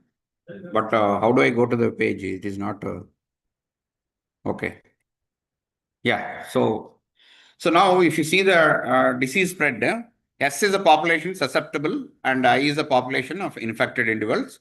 And the population cannot become reinfected and the recovered individuals cannot transmit. So this is a typical SIR model which is used for disease spread. Okay. So here you should understand at what rate these infections happen. So total population is constant, S plus I plus R. So transmission rate is beta. So you are saying the rate of change of susceptibility is at a rate of beta and it is interacting with two. One is susceptible, it is reducing slowly. Then infected, it is increasing, right? So you should understand why the negative sign. When beta is positive, sign plays a role. Suppose you drop the sign and if you do not keep any constraint on beta, so then there is a difficulty because if beta is positive, it has a different meaning. If beta is negative, it has a different meaning. So similarly, the rate of, if the more people are infected, so then the population cannot become reinfected. So that number will also increase. Okay. So that's the idea. Yes, sir. So this will continue with this. Okay. This is fine for me. Okay. So with these models, it is fine now. Okay. So with this model, let me explain simple modeling techniques with a dx by dt, with a linear proportionality constant, nonlinear interactions, etc. It's a first course of mathematical modeling for any interaction. Okay. So, but these are a discrete approach. So that means you're talking population size and then you're talking about their density. So it's a discrete approach. So similar approach can be used for understanding the tumor growth. So how? Let me explain. So what is the tumor growth? So tumor growth is normal cells losing the control and the cancerous cells increasing. Okay, so that's a typical. So when the normal cells lose the control, you can understand as a continuum approach. That means as a continuous model. You can understand as a discrete model, like suppose here you talk about population sitting in this auditorium. So you have normal cells and maybe those who are not paying attention to this lecture, cancerous cells. So that number you can estimate and then you can model. So that's the idea, right? So in typical tumor, the interactions are very complicated. So you have proper healthy cells, you have cancerous cells, you have vasculatures, you have interstitium. So many, it's a multi-complex, multi-parameter variable problem. So we cannot model everything in one go, right? So we have to go step by step. So let me show you a typical tumor scenario. So here, these are the healthy cells and these are the cancerous cells. And this is the vasculature through which macromolecules, blood-borne solutes, etc. are being transported through this vasculature. Hence, if you give any oral medicine, that is the only opportunity through which it can cure. But if you see the density of this vasculature, you see network of the blood, lymph vessels, etc., it is only 5% in a tumor. So that is the reason typically for tumor, oral medicines are not so popular until now. Okay. So how do you model it? Instead of the entire interaction, first steps are you understand the tumor cells, its growth, and then you estimate as a discrete approach. So what sort of growth models typically? Okay. So cells will grow, doubling, and then exponential growth. But you see tumors are not exponentially grown. So that means there is a limitation somewhere. So what is that limitation? Let me explain to you. So this is a population typical exponential decay. Okay. So this is exponential growth. So the competition is alpha minus beta. Alpha is the growth rate. Beta is the death rate. So the total competition is alpha minus beta, which is lambda. So if lambda is positive, then the growth rate is dominating. If lambda is negative, then the death rate is dominating, right? But in general, any population is not growing exponentially. So then what is happening? There is some carrying capacity or some limitations. So what is that limitation? So in a given scenario, there is a carrying capacity. That means given circumstances, suppose you have a carcinoma, skin cancer, it cannot grow beyond something. Brain tumor, it cannot grow beyond something. So any population, there is a carrying capacity due to various factors. It could be constant carrying capacity. It could be varying carrying capacity. So what happens for a typical population growth? Initially, there is a slow growth. So then there is a rapid growth until you are close to the carrying capacity. Once you are close to the carrying capacity, you are bounded by that. It cannot grow beyond. So this is the typical population growth model. Okay. So is it that your carrying capacity is constant? So for the time being, you assume carrying capacity is constant. So then instead of exponential growth, you get a variation because any population cannot. So you bring in the constant carrying capacity, which is K. So if K is infinity, that means there is no limitation. Then you go back to exponential growth model. If K is infinity, this term goes to 0, you go to exponential growth model. And if K is constant, proportion of C is deducted. That's what you are seeing. Proportion of C is deducted. Okay. So C is the density. You have a limitation on the carrying capacity. So that proportion is. So if I take K as a constant 1000 and if I control my competitive parameter, suppose my competitive parameter is 1, 2, 3, 5, etc. At what rate it is growing? Okay. So you can see if lambda is 1, slow growth, but still controlled by 1000. If lambda is 5, rapid growth, but it is controlled by 1000, right? So this carrying capacity matters. So therefore, what we have to do, we have to control this lambda, we have to control this K. So you have to bring down K. You have to bring down K, right? So what are the typical ways to bring down your carrying capacity? Once tumor is diagnosed, you start therapy. Suppose this is a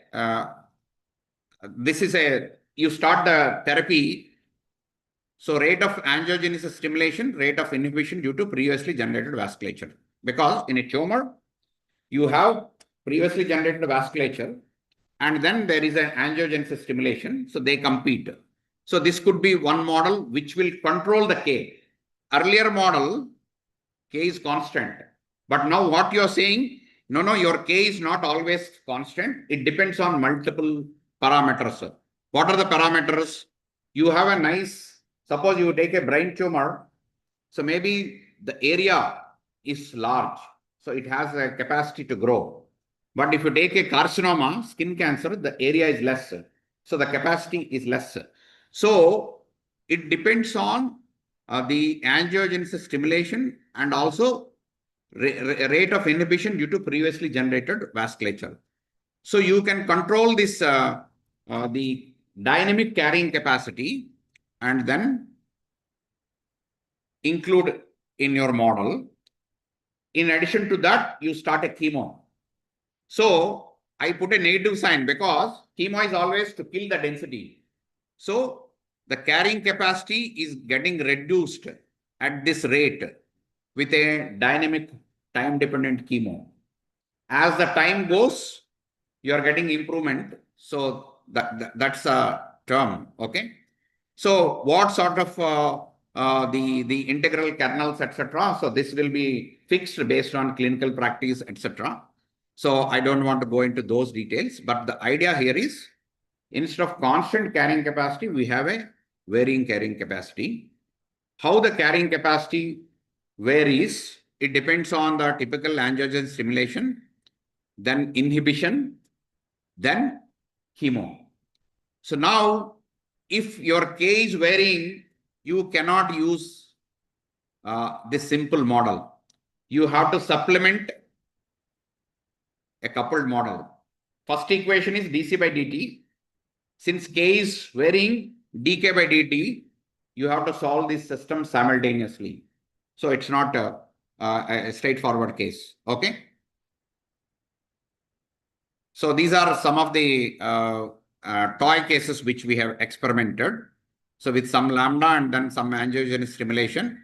If K is constant, then for these particular parameters, how the tumor size after some time it is reducing. The cell density, tumor cell density is reducing. If it is a dynamic carrying capacity, so your tumor population is always bounded below by carrying capacity. So here K is the dynamic, K is also changing with time. It is decaying because you have started chemo. Then the cell density is always bounded below by the carrying capacity. So if you arrest this carrying capacity early stage, your cell growth will also be arrested. So this is a typical population balance model extended to tumor. Okay. But here the approach is you are targeting cells as individuals, and it is called a discrete approach. Only one variable, that is time. But tumors are not simply time dependent. They are also spatially dependent because there is a cell signaling happens, and then from one location to another location, it will spread. So you have to bring in from ODE approach to space, you have to bring space. So that's called PD approach. So typically when you come to PD approach, you have to talk variation with respect to space and time. So here, what is the typical fundamental? So just now our Professor Nasangrao mentioned about epsilon A by D. That is the electromagnetic flux, where epsilon is permittivity, A is area, D is the diffusivity. So this is the typical Fick's law or Fourier law or Kirchhoff's law. So here the population also follows the same thing. So that is J is D times grad C. So that means total flux depends on grad C contains the length in the denominator. In the denominator, that's what length. D is diffusivity of a species. So now you take a brain tumor, the cells will diffuse in a particular rate. You take a colon cancer, the cells will diffuse at a particular rate. You take a carcinoma, the cells will diffuse at a particular rate.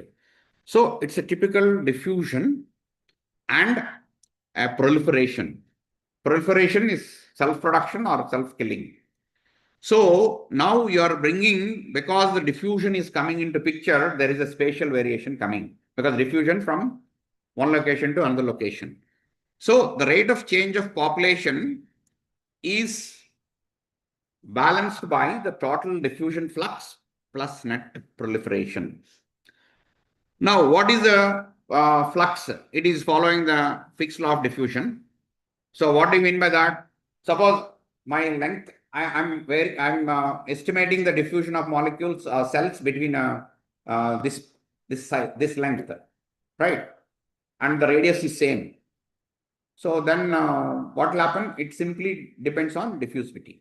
But suppose I keep the length same, but increase the radius. So then the diffusion will be more. So that is a typical Fick's law of diffusion. Okay.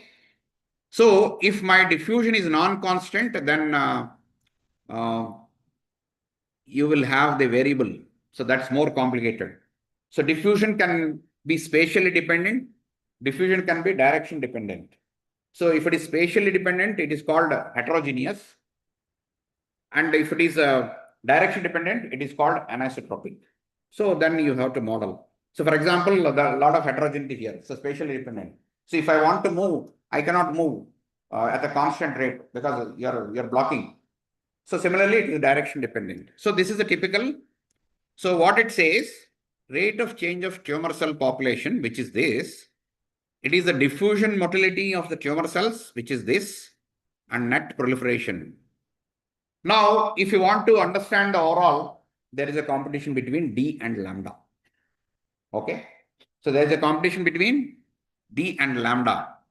So for understanding sake, for research scholars, I have taken a one-dimensional. So one-dimensional space with the constant D will give you a partial differential equation. First time I have shown you the ordinary differential equation. But now since we have brought space into consideration, it's a partial differential equation. It's a linear, but this is a diffusion and proliferation. There is a competition. Okay. So how do you understand the competition? Okay. Suppose I model a simple 1D radial. Let me show you the competition here. Lambda by D equals to 1. Okay. So if lambda by D is equals to 1, I have initial tumor population and at radius 1. Okay. It's a unit circle. I have given a condition, forced condition. My C is 0. I have given a condition, forced condition. At the periphery, 0 tumor cells. Therefore, our curves are obeying. If lambda by D is 1, that means diffusion, proliferation are hand in hand. So then it is following the boundary condition and towards the radius and the periphery, 0 tumor cells. Suppose lambda by D is greater than 1. That means proliferation is increasing. So that is why diffusion is less, proliferation dominated. So it's a population is growing and growing. But since you have a forced boundary condition on the boundary, it is dipping. Suppose lambda by D is less than 1, then it is diffusion dominated. So it's completely rate controlled. So rate is submissed. So you have a simple diffusion. And finally, so diffusivity of the cells depending on environment. So the cells in a brain tumor may diffuse at a particular rate. Cells in a colon may diffuse at a particular rate, etc.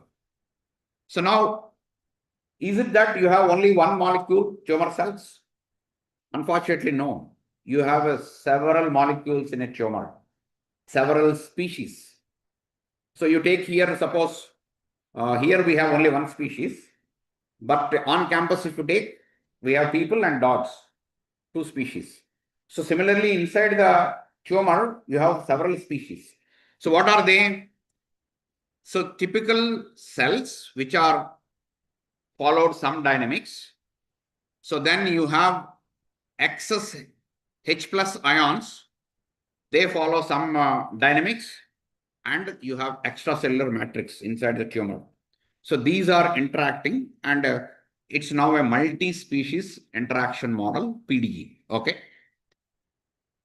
So whatever I have shown you just now, similar one, you have to keep it for all the remaining species, but they are not independent. They are depending on why. So suppose here, what are the species? C is the tumor cells. Okay. So they follow diffusion and a logistic growth with a K1. I have shown you 1 minus C by K. K, I have taken it 1 here. So then, what are the H plus ions? H plus ions, they are production at a rate lambda.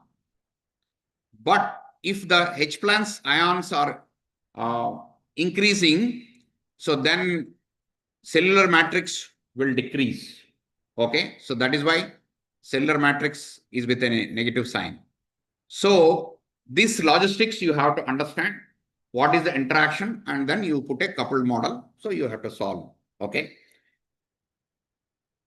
So with the numerical simulation, because analytically it is no longer possible because it's a nonlinear coupled partial equations. So this is not my work, but you can see this is the periphery of the tumor and this is the interior of the tumor. So typically, with the time goes on, the oral medicine won't work. Why oral medicine won't work at advanced stage? The reason is the tumor interior gets necrotic. That means the tissues will die and vasculature density is very small. Whatever oral medicine, it cannot penetrate to the tumor interior to kill the cancerous cells. So this is the periphery of the tumor and this is the interior where you have the necrosis and there is a valley. So there is a gray area, hypoxia region. That means low amount of oxygen. And inside it's a zero oxygen and this is a hypoxia region. And solving the coupled nonlinear PDEs, they could capture this valley. So that tells the power of the numerics. Okay. So these coupled nonlinear PDEs, they are solved and they are able to capture this valley region. Okay. Where the cell density is almost zero. Okay. So this is about the tumor. But when Professor C.S. Sarkagaru asked me engineering systems, but any mathematical modeling, typically we are tempted by problems from biology. So now I'll switch over to the next part. Okay. So once we talked about the tumor, we have to talk about the drug transport. Okay. So typically drugs, how they transport, how they are transported. See, different injections are given at different techniques. I hope you are aware, right?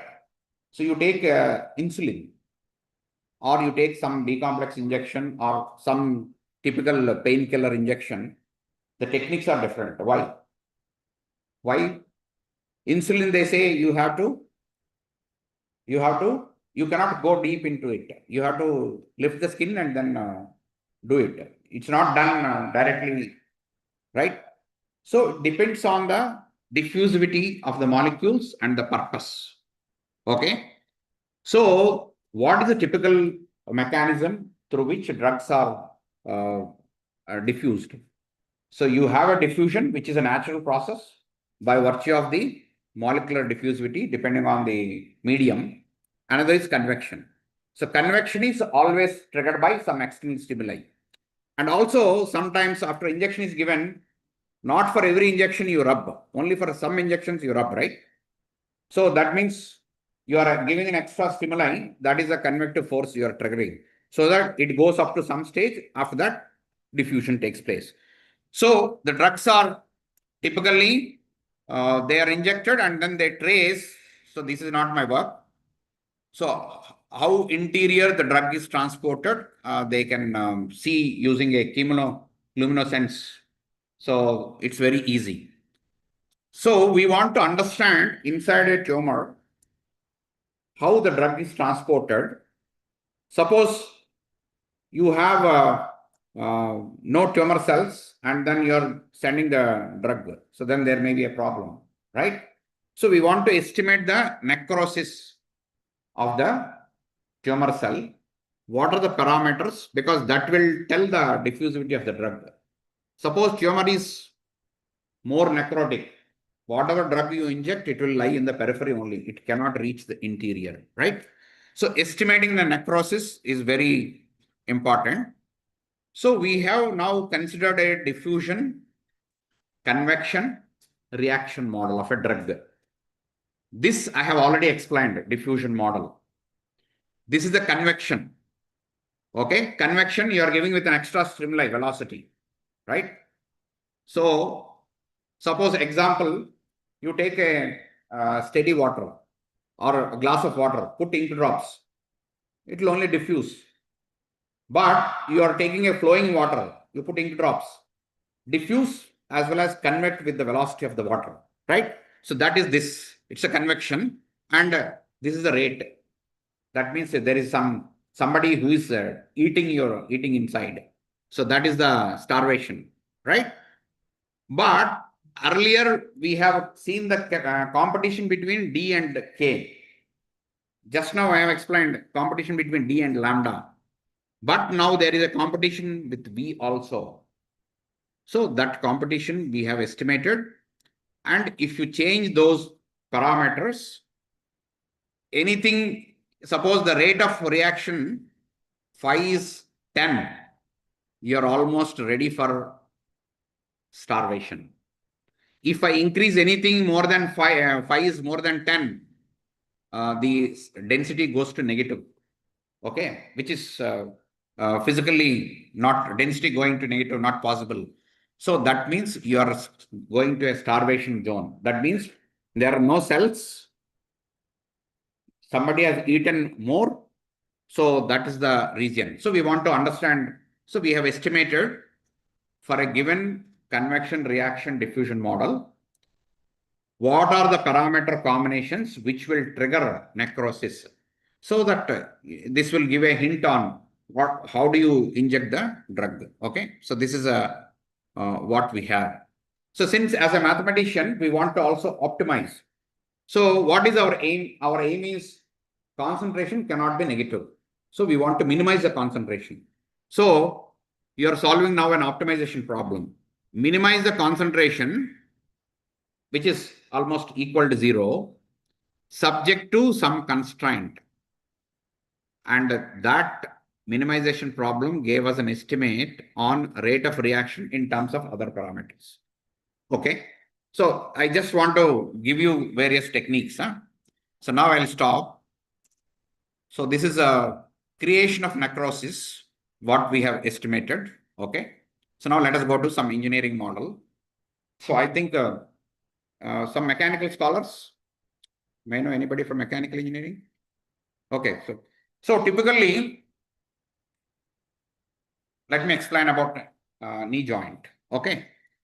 So knee joint is a very nice mechanical system. So I don't know how many of you are aware. So you have femoral condylitis and then tibial plateau, and in between you have synovial fluid. So when we are walking, so the upper plate, lower plate, they are acting as a nice lubricating system, and in between you have a synovial fluid. Okay. So when do you feel the pain? upper plate is coming in contact with the lower plate, you feel the pain. Okay. So what should be our aim? Our aim is to postpone the contact time. So that's the thing.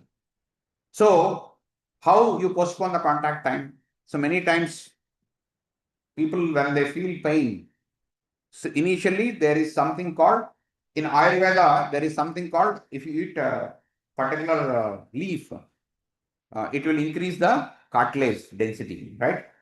So what is that leaf? So there is a leaf, no? So if you eat, it will. So another alternative is the inject. So they inject the fluid. Why?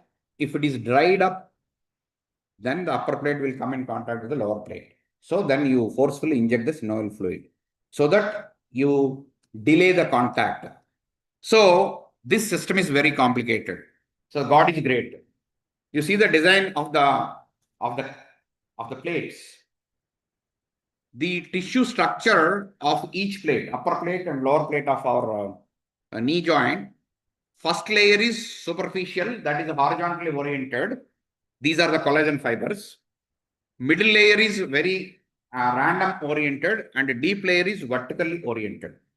So there is a lot of anisotropy of the fiber alignment is there in the cartilage. Okay. So when you are exerting some load, upper plate is coming, pushing the synovial fluid. So synovial fluid, when it is coming with a load, synovial fluid is going into the sideways, into the capillaries. Then it will come up to some stage and then you release it. It's acting like this. So here, when the upper plate is coming in contact with the lower plate, the first layer will withstand the initial stress. The horizontal fibers are compressed.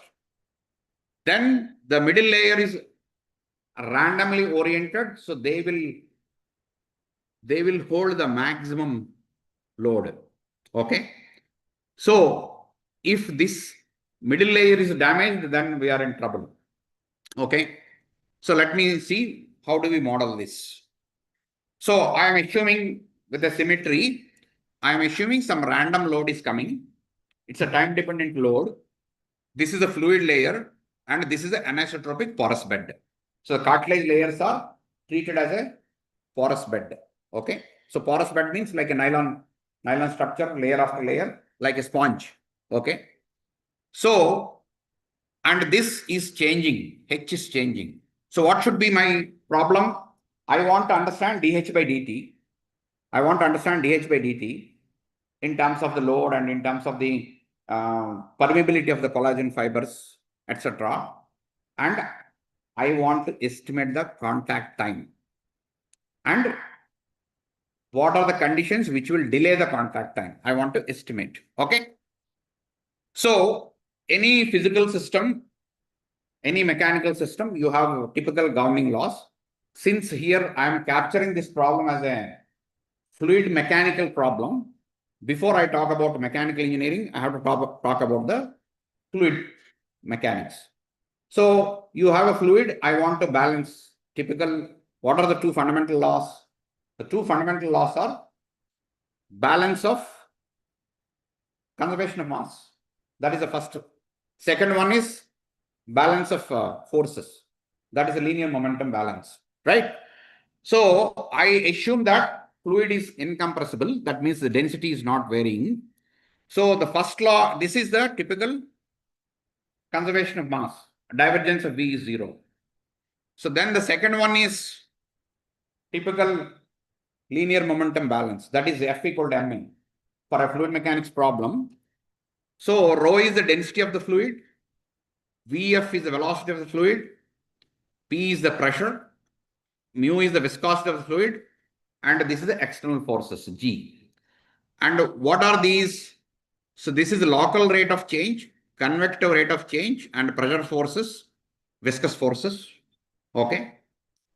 So you are simply F equal to ma, you are balancing. So these are the typical governing, so modeling. Then this is in the fluid layer, but inside the cartilage, it is just flux balance because the cartilage fibers are very dense. So you don't have fluid-fluid interactions. So we can throw this term. You don't have fluid-fluid interactions because the scope is very limited. So I have thrown this. Simply, it's like a fixed law of diffusion. This is called Darcy's equation. Flux proportional to pressure gradient. And if it is more viscous, less flux. So viscosity in the denominator. If the permeability or permittivity or hydraulic conductivity is larger, flux will be larger, hence it is in the numerator. But your K is not constant. K is, fibers are anisotropic. I have just explained. You see, so K is not a constant. It is completely a tensor. Okay. So it's a tensor. And tensor with direction dependent fibers. So phi is the anisotropy angle and K1, K2 are the permeability variations along the principal directions. It's a anisotropy tensor. So now we come to the mechanical problem. What is the mechanical problem? You have to just balance the forces with the load. So it's a typical load bearing problem. So net vertical force we are balancing. And we get, this is the bearing equation. So those who are in mechanical tribology, lubrication, they can figure out this is the typical. So with this, we solve the system and get the contact time as a competition between anisotropy ratio and anisotropy angle. If anisotropy angle is 0, then the contact time is somewhere. If the anisotropy angle is pi by 2, that means if all the fibers are vertically oriented, the contact time is somewhere here. Okay. So this is just one result I want to show you, because the idea is you estimate the contact time and now design how we can reach this stage with age. Okay. So people do various exercises, and then there are some exercises for the knee. Okay, so some naturopathy, etc. So that's the thing. So now next model, I'll go to oil reservoirs. Some people have talked about morning energy, right? So this is very important. So typically how oil reservoirs are seen, if you are under the impression that oil is there like a water well, keep a borehole and then with a pump you suck it. So that's not the true actually. So oil is trapped in the micropores of rock. Okay. Oil is trapped in micropores of rock. So what is the typical technique to extract oil? So decades back, creating some external gradients, thermal gradients. You heat it and then since the viscosity changes and you give some external pumping and then you collect it. But economically not viable, environmentally not viable. So what is the typical technique? It is water flooding technique. So what is the water flooding technique? Typically oil reservoirs are horizontal. So you have a borewell here and pump water. Since water is immiscible with oil, it will displace and you have a collection well there. Okay. So in this process, suppose out of excitement, we keep on pumping water. So do you think you will get more oil there? So it's not, because the rock structure is very, very unstable. It is heterogeneous as well as anisotropic. So therefore, it is not easy. So how you maintain this interface matters a lot. Okay. How you maintain this interface means slowly you should push. Suppose if there is a breakout, oil goes on both sides and then water goes both sides, oil is trapped, you won't be able to extract. You will see. So this is some cutlery, porosity, permeability, etc. You should know, but I will not go. I'll talk about this. So what is the typical important thing? Wettability. When oil is sitting on the surface of rocks, and it is an interface with water, depending on the character of the oil, character of the rock, the wettability varies. If water, it's a competition between cohesive and adhesive forces.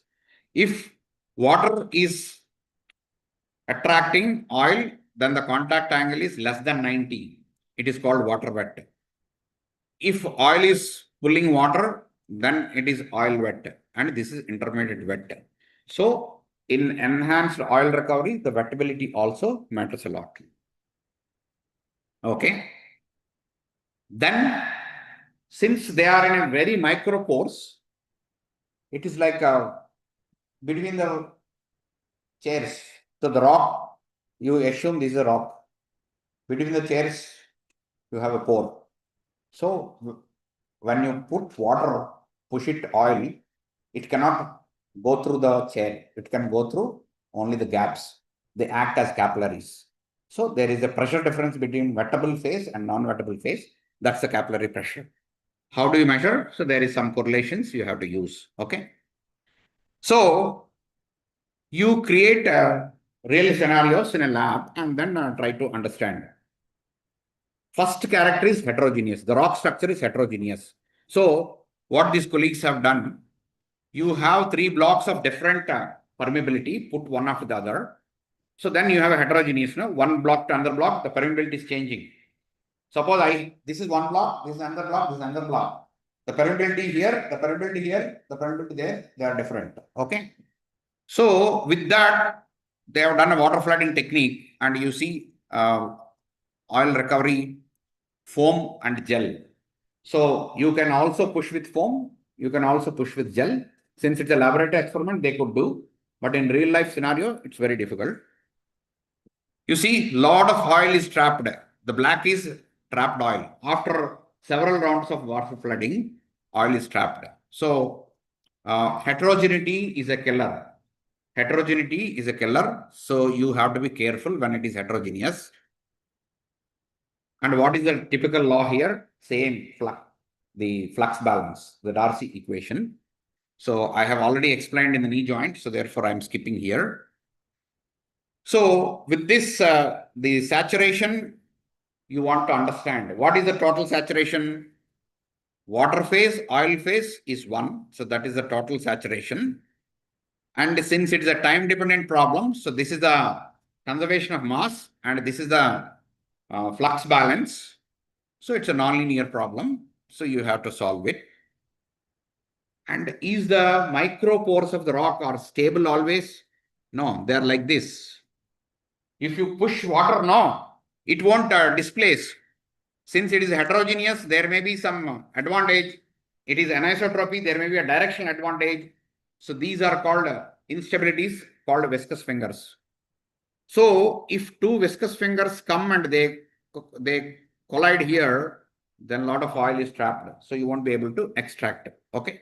So it's not an easy problem. See, this is the viscous fingers. So we want to understand this. So as a mathematician, what we do, since I cannot model this, I will model an effective finger. All these clumsy fingers are equivalent to one effective finger. That means if there are 10 people who are creating disturbance in a class, in another class, there is one person is enough. So that is a kind of approach we are taking. So then we model all that. So I don't want to. So it's an alternative laboratory. We want to create an alternative laboratory. Why? In particular, in enhanced oil recovery models, you cannot go to a reservoir and then do all the digging up and all that, say, no, this is not feasible. Let us abandon that and come. So that's not possible. You cannot afford. So you have to have a lot of mathematical modeling and estimates before you go to the field. So we have porosity and permeability. We create several heterogeneity models and block structure. Suppose a particular block, this is a porosity, and a particular block, different model, particular block, different model. So block after the block, you keep heterogeneity and then you estimate the saturation. So this is the total saturation. for each heterogeneity model, what is the saturation? So for example, model 3, so you have a very early saturation, which is not possible. By the way, how much saturation percentage in a best of the best reservoirs and how much time it takes?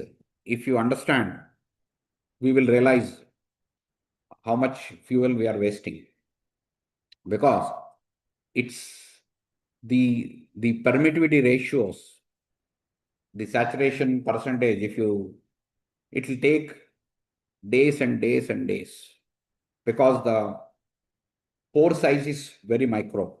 So it has 10 power minus 6 millidarcy permeability. So therefore, so you have to be very careful when we are using fuel. You see, model 1 to model 2. After a jump of 10, there is a saturation here. For model 2, that means after 50, you wait for 60 days also, you may not get any more enhancement. Okay. So whereas model 1, almost you get saturation. So model 3, you have some jump. Model 4, you have a more jump. Why model 4 is a heterogeneity one? Block to block, there is a difference. Okay. So now let me come to the typical heterogeneity model. I keep several blocks one after the other.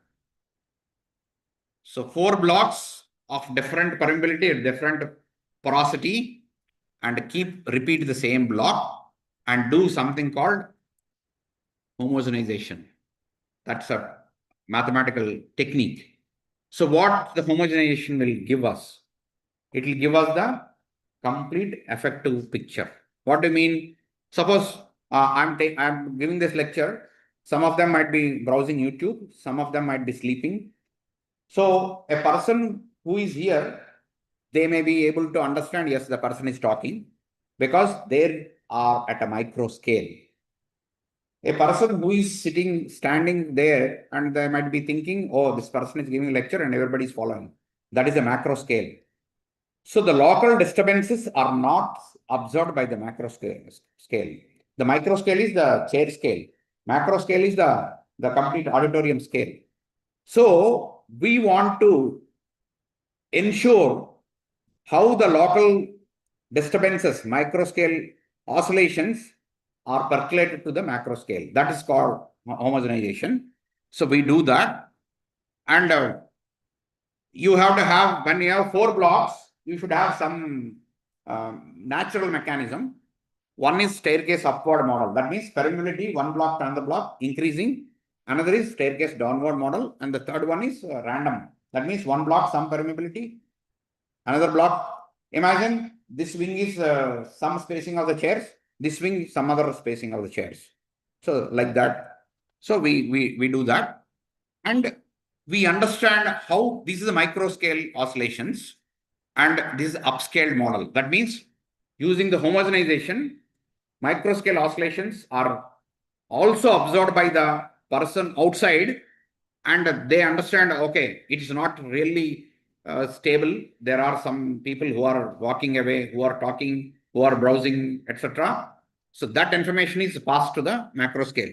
So in the pore scale, these oscillations are there, because one crust is very dense, one crust is very sparse, one crust directionally dominant in one direction, another crust directionally dominant in another direction. So those things can be captured. Okay. So now finally anisotropy. So permeability is not a constant. I have taken a matrix only diagonally kx, kyy, 0, 0, 2 dimension. So typical reservoir models are narrow channel model and quarter 5 spot. So narrow channel, here you have the water flooding inlet, and from here you collect the oil. And in a quarter 5 spot, here you start the water flooding and you collect the oil from here. Okay. So I'll skip this. Yeah. So this is a water trapping. I have the video.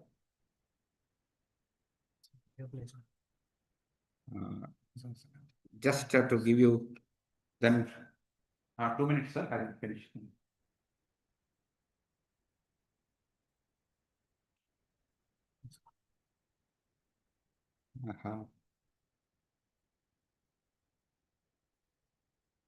Not 2 minutes. I have 2 models.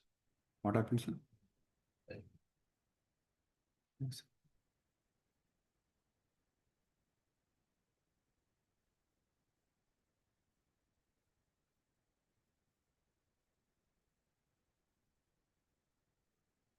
So you're having a support of the wall. Water is pushing the oil with the support of the wall. So that's called the skin friction effect. Okay. What happened?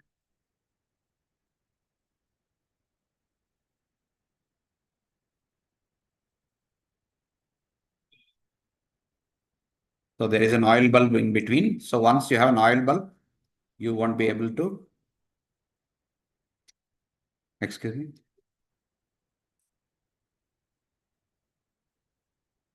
Repetition.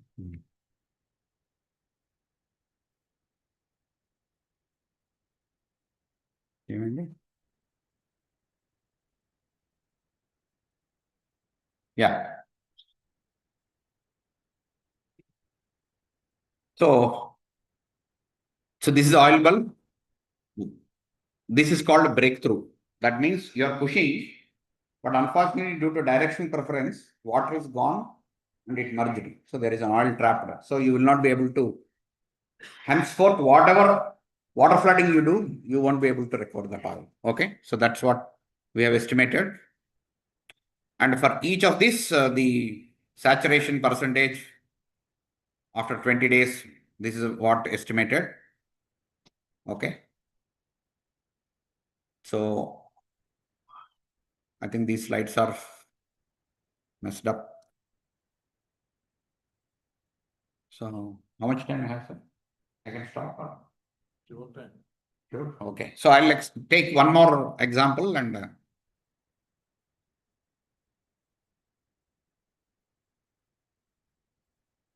because there are mechanical colleagues. Yeah. So I want to introduce to you in many of the mechanical systems propulsion, droplets do exist, but the droplet movement depends on various stimuli. It could be thermal stimuli, it could be chemical stimuli. So they convert from a particular passive systems to active systems. Okay. So, for example, droplets, if you suppose you have a droplet sitting in another medium, you start heating. So then the droplet will move. Why? Because, any idea? Surface tension changes and the stresses on the surface, they balance the forces and create a migration of the droplet. So the best example is the camphor boat. So the camphor boat is one example. Okay. So I want to relate migration of droplets and microorganisms. Okay. So let me stop the mathematical, so much of modeling. What happened? Something happened.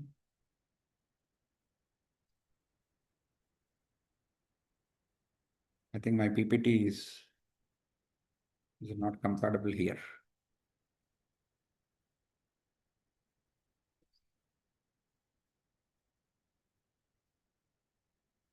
What happened? Yeah. So how do I move?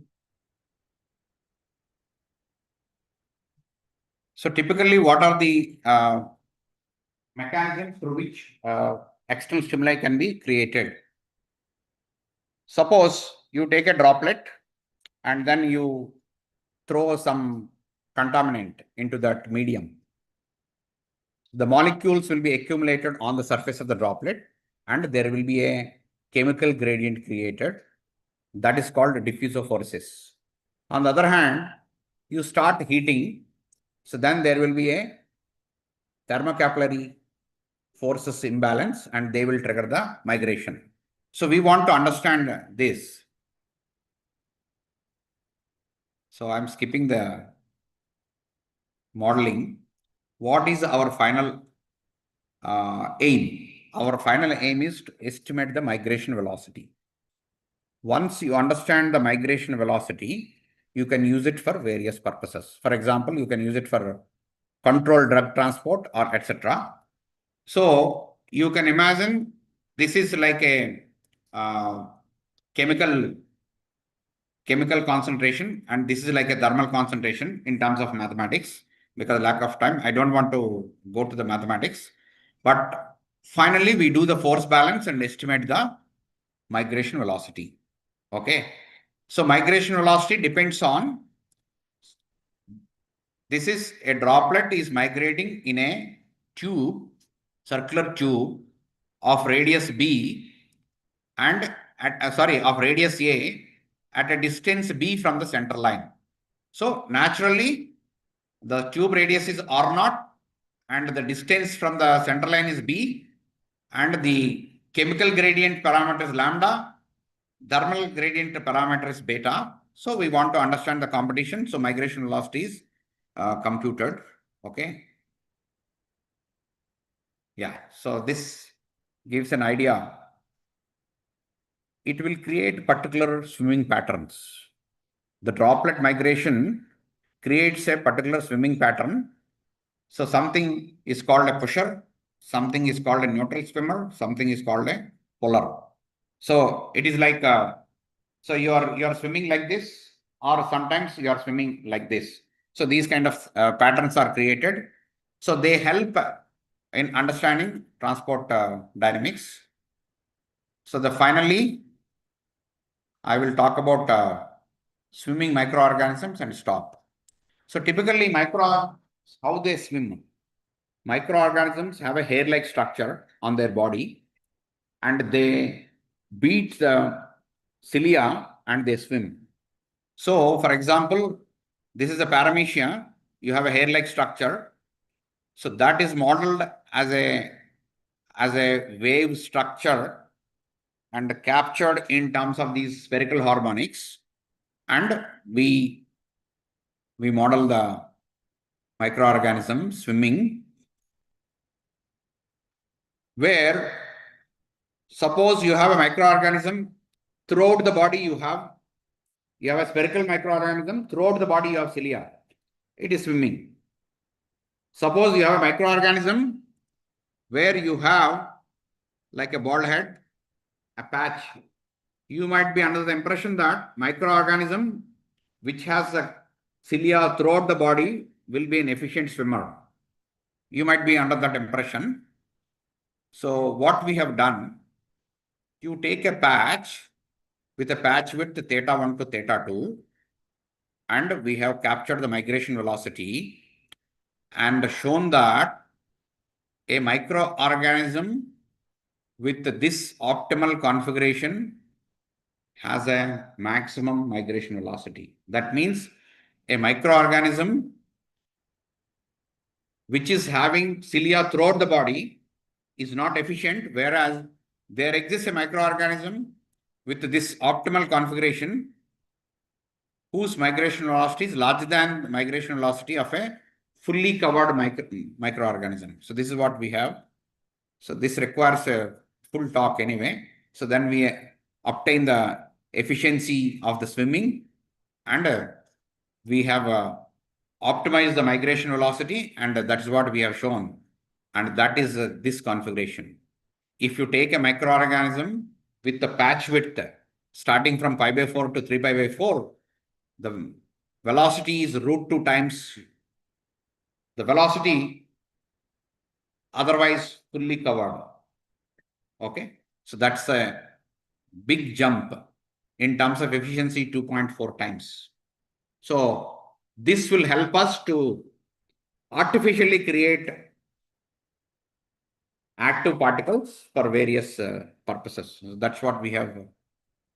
Okay. So these are my PhD students. Tumor model worked with this. Knee joint worked with the oil recovery, worked with him, and the droplets worked with the student. So thank you very much for giving me this opportunity. So as I said, it's difficult to convey the math equations, etc. I just want to convey the gist. Tools and all I did not. And after the so much of hands-on scientist talk, it's always a challenge for us. Thank you. Any quick questions?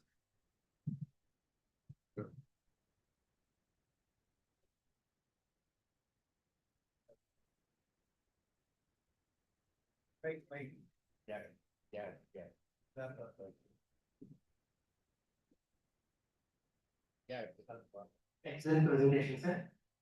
Regarding the rock mass permeability, what you are saying for the ion well discharge. Can we link up the discharge with the spatial distribution?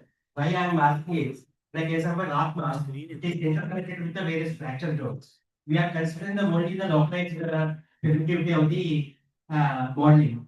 Whereas in the case of a actual scenario is considered, the interconnecting of the various fracture zones in the rock mass plays an important that will give the discharge that was coming from the actual real scenario. Can we have the modeling of the spatial distribution? Yes, so that means you want permeability as a heterogeneous function of space, right? Yes, space distribution. We can, but then we need somebody who could tell what kind of correlation I should use. Suppose if I have a two-dimension, my variability is tensor as well as function of space, xy. So now it's a matrix, same time it's each component is spatially dependent. So somebody may say, I just take a polynomial 1 plus x plus xy, keep quiet. Somebody may say, no, you should take something like sin xy. So this we have no clue. So if you do a clinical studies and take the data points and then run a correlation, we may get a distribution, spatial distribution. And that distribution function, if we plug in, we can get the complete results. So typically, it is spatially dependent. Yes. Yes. So we have done for the oil reservoir exactly what we have done the same thing. What I have shown, 4 models which I have shown, each model is different heterogeneity we have tested. One is a periodic, another is exponential, and another is a piecemeal. So like that we have created that. Why? These are test cases. So there is no. And another category, you have correlation, so we could use it. So we need some correlation from based on the. Any other question? Last question. Last question of the session, last question of the conclave. You already asked.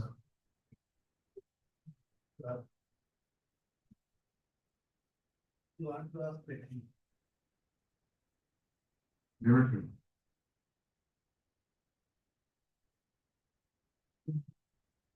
And regarding the governing equations of the model, shall we have to fix up with the standard models, or can we develop a new model for the governing of the model? In any modeling, the governing laws are fixed. So we have to abide by the governing law. And depending on the scenario, we keep on adding or deleting.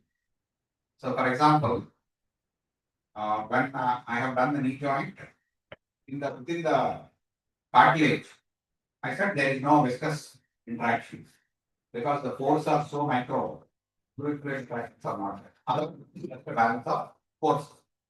So the laws are fixed. Conservation of mass, conservation of momentum, and energy. Now, depending on the system, you write down these and play with the terms. So in the human case, uptake model. So you have a blood transport minus data. Suppose there is nobody who is eating to drop it. So model is same. So any fluid mechanics model, we have the momentum balance, we write the Navier-Stokes equation. So then you have external force term. Now you keep on playing with this external force term. That's all we can do.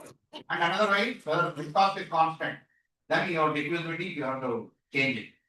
Viscosity is constant, then bring it out. So this is the modeling. What you are saying, sir, the standard model, compatibility conditions, that will test the way. Yes. Memo? So appreciate Professor Rajshekhar for wonderfully narrating the mathematical models, demonstrating the several case studies, the unique and progress story, rate of depreciation, population growth. This is great. Good mechanics. Oil well and oil reservoir, permeability, heterogeneous reservoirs, etc. This covered many aspects, many domains. This is what is necessary for the scholar looking into the real life problem, how to represent, define this real life problem into a mathematical equation. Then how to develop a model which explains the physical phenomena. Thank you, sir. Thank you for wonderfully covering the topic. Let us give him a big hand.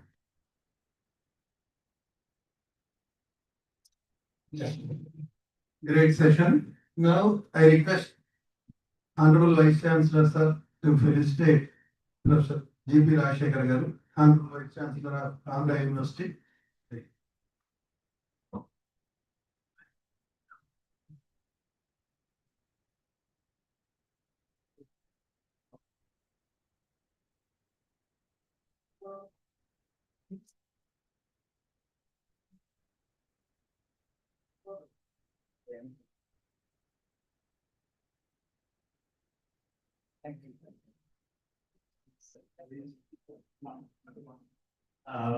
Professor Rajshekhar is going to be ASTC Honorary Fellow, and on behalf of ASTC, I am taking the honor of giving this certification to him, please. I would request Vice Chancellor to be there. Please.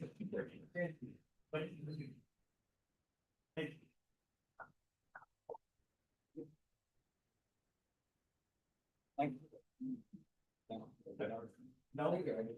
Now you became part of ASTC. On behalf of ASTC, there is the job for you. Oh, I see. Yeah. Thank you. Thank you. Yes, sir. Thank you. With this sentence. Okay, sir.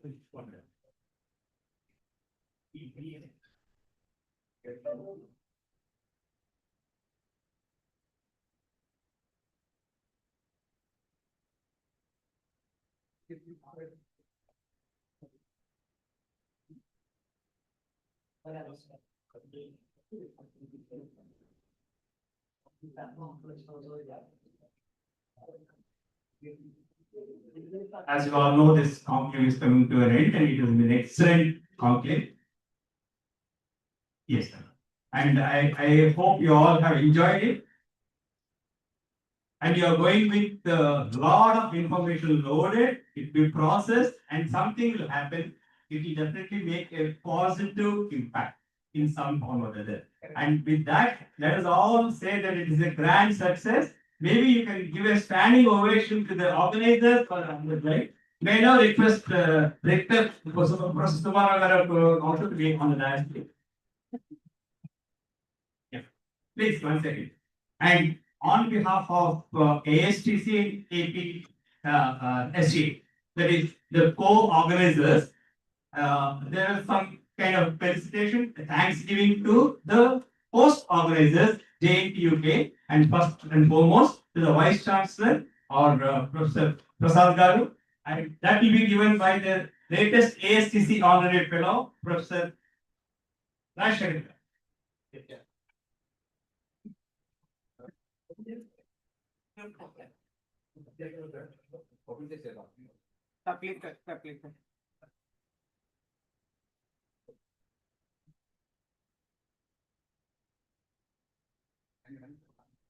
Now I request the coordinators, Professor Devaraju and Dr. Neela Kumari, please join.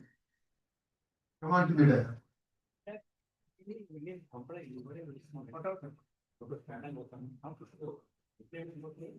ഇവിടെ star farming star farming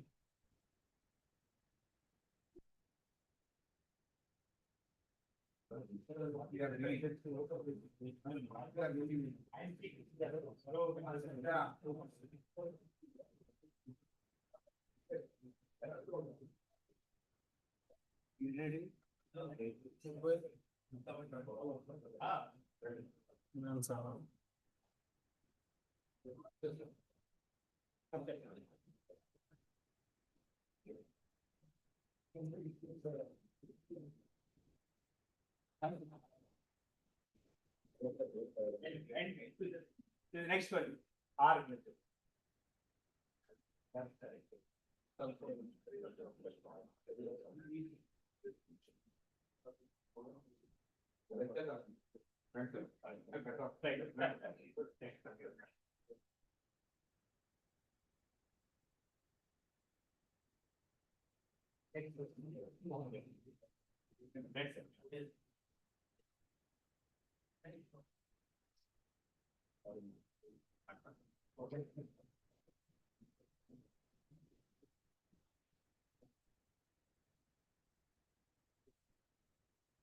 Thank you.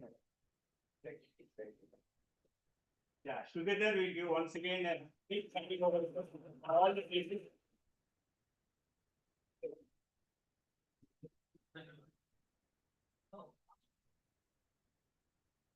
Friends, before you leave, this technology conclave will be continued forever. Next year again, we mark that from 9th and 10th May 2027, there will be a second technology conclave. Okay, seriously, friends. Last week we have started with the research scholar symposium on 11 May. The second research scholar symposium will be held tomorrow morning. I request you to stay back and be part of that because you are seniors. Those who have completed more than 3 years of registration will be presenting their work. It's worth watching what they are doing. By interacting with them, probably you may get some clues also. To inaugurate that symposium, we are going to have Sridhar CV, Mission Director, AP State Quantum Mission, Amravati Quantum Valley, Amravati District. He is the leading person who is taking care of all the quantum computing, quantum sensing, etc. All the quantum valley machine, all the state government of Andhra Pradesh is taken care by the Sridhar. He is kind enough and accepted to be part of this symposium. You would like to address all the scholars tomorrow morning at 10 o'clock. So please be available if it is possible for you to stay back and be part of this symposium also. On behalf of the JNTUK Kakinada, I thank the Academy of Science, Technology and Communication in general, and Sri H. Narasimha Garu in particular, the Secretary of the ASTC, for wonderfully coordinating this technology conclave, identify, pursuing, taking the permission, inviting all the experts. It is because of these efforts, individual efforts, this technology conclave would not have been happened. He is the one man. Let us give him a big hand. The restriction, we are missing him in the last few minutes. And also thank wholeheartedly the AP Space Technology Academy, Dr. Subbarao Garu, Dr. Subbarao Garu and his team for being part of this technology conclave and also generously sponsoring the event with a True Land sponsorship.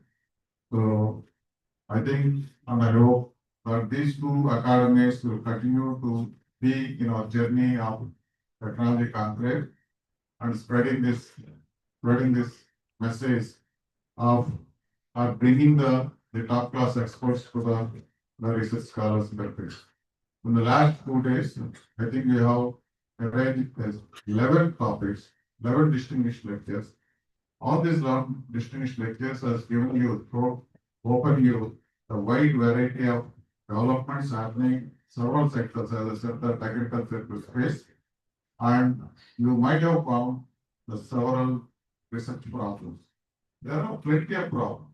We should only have a open eye and critical observation in and around surrounding us. It may be a day-to-day problem, it may be food, it may be agriculture, it may be transportation, or it may be oil, and many things. There are problems in and around us, and you all know that India is a great country where a lot of diversity and also different cultures, different social conflicts. And this is a wonderful opportunity for us to get plenty of problems. If we can able to solve at least one problem, we can make the life of our fellow human beings a little better than yesterday, than today. I think that will be a great contribution to the mankind. I hope all of us together travel to the realizing the Swarnandhra, Vikasit Bharat 2047. Jai Hind. Thank you.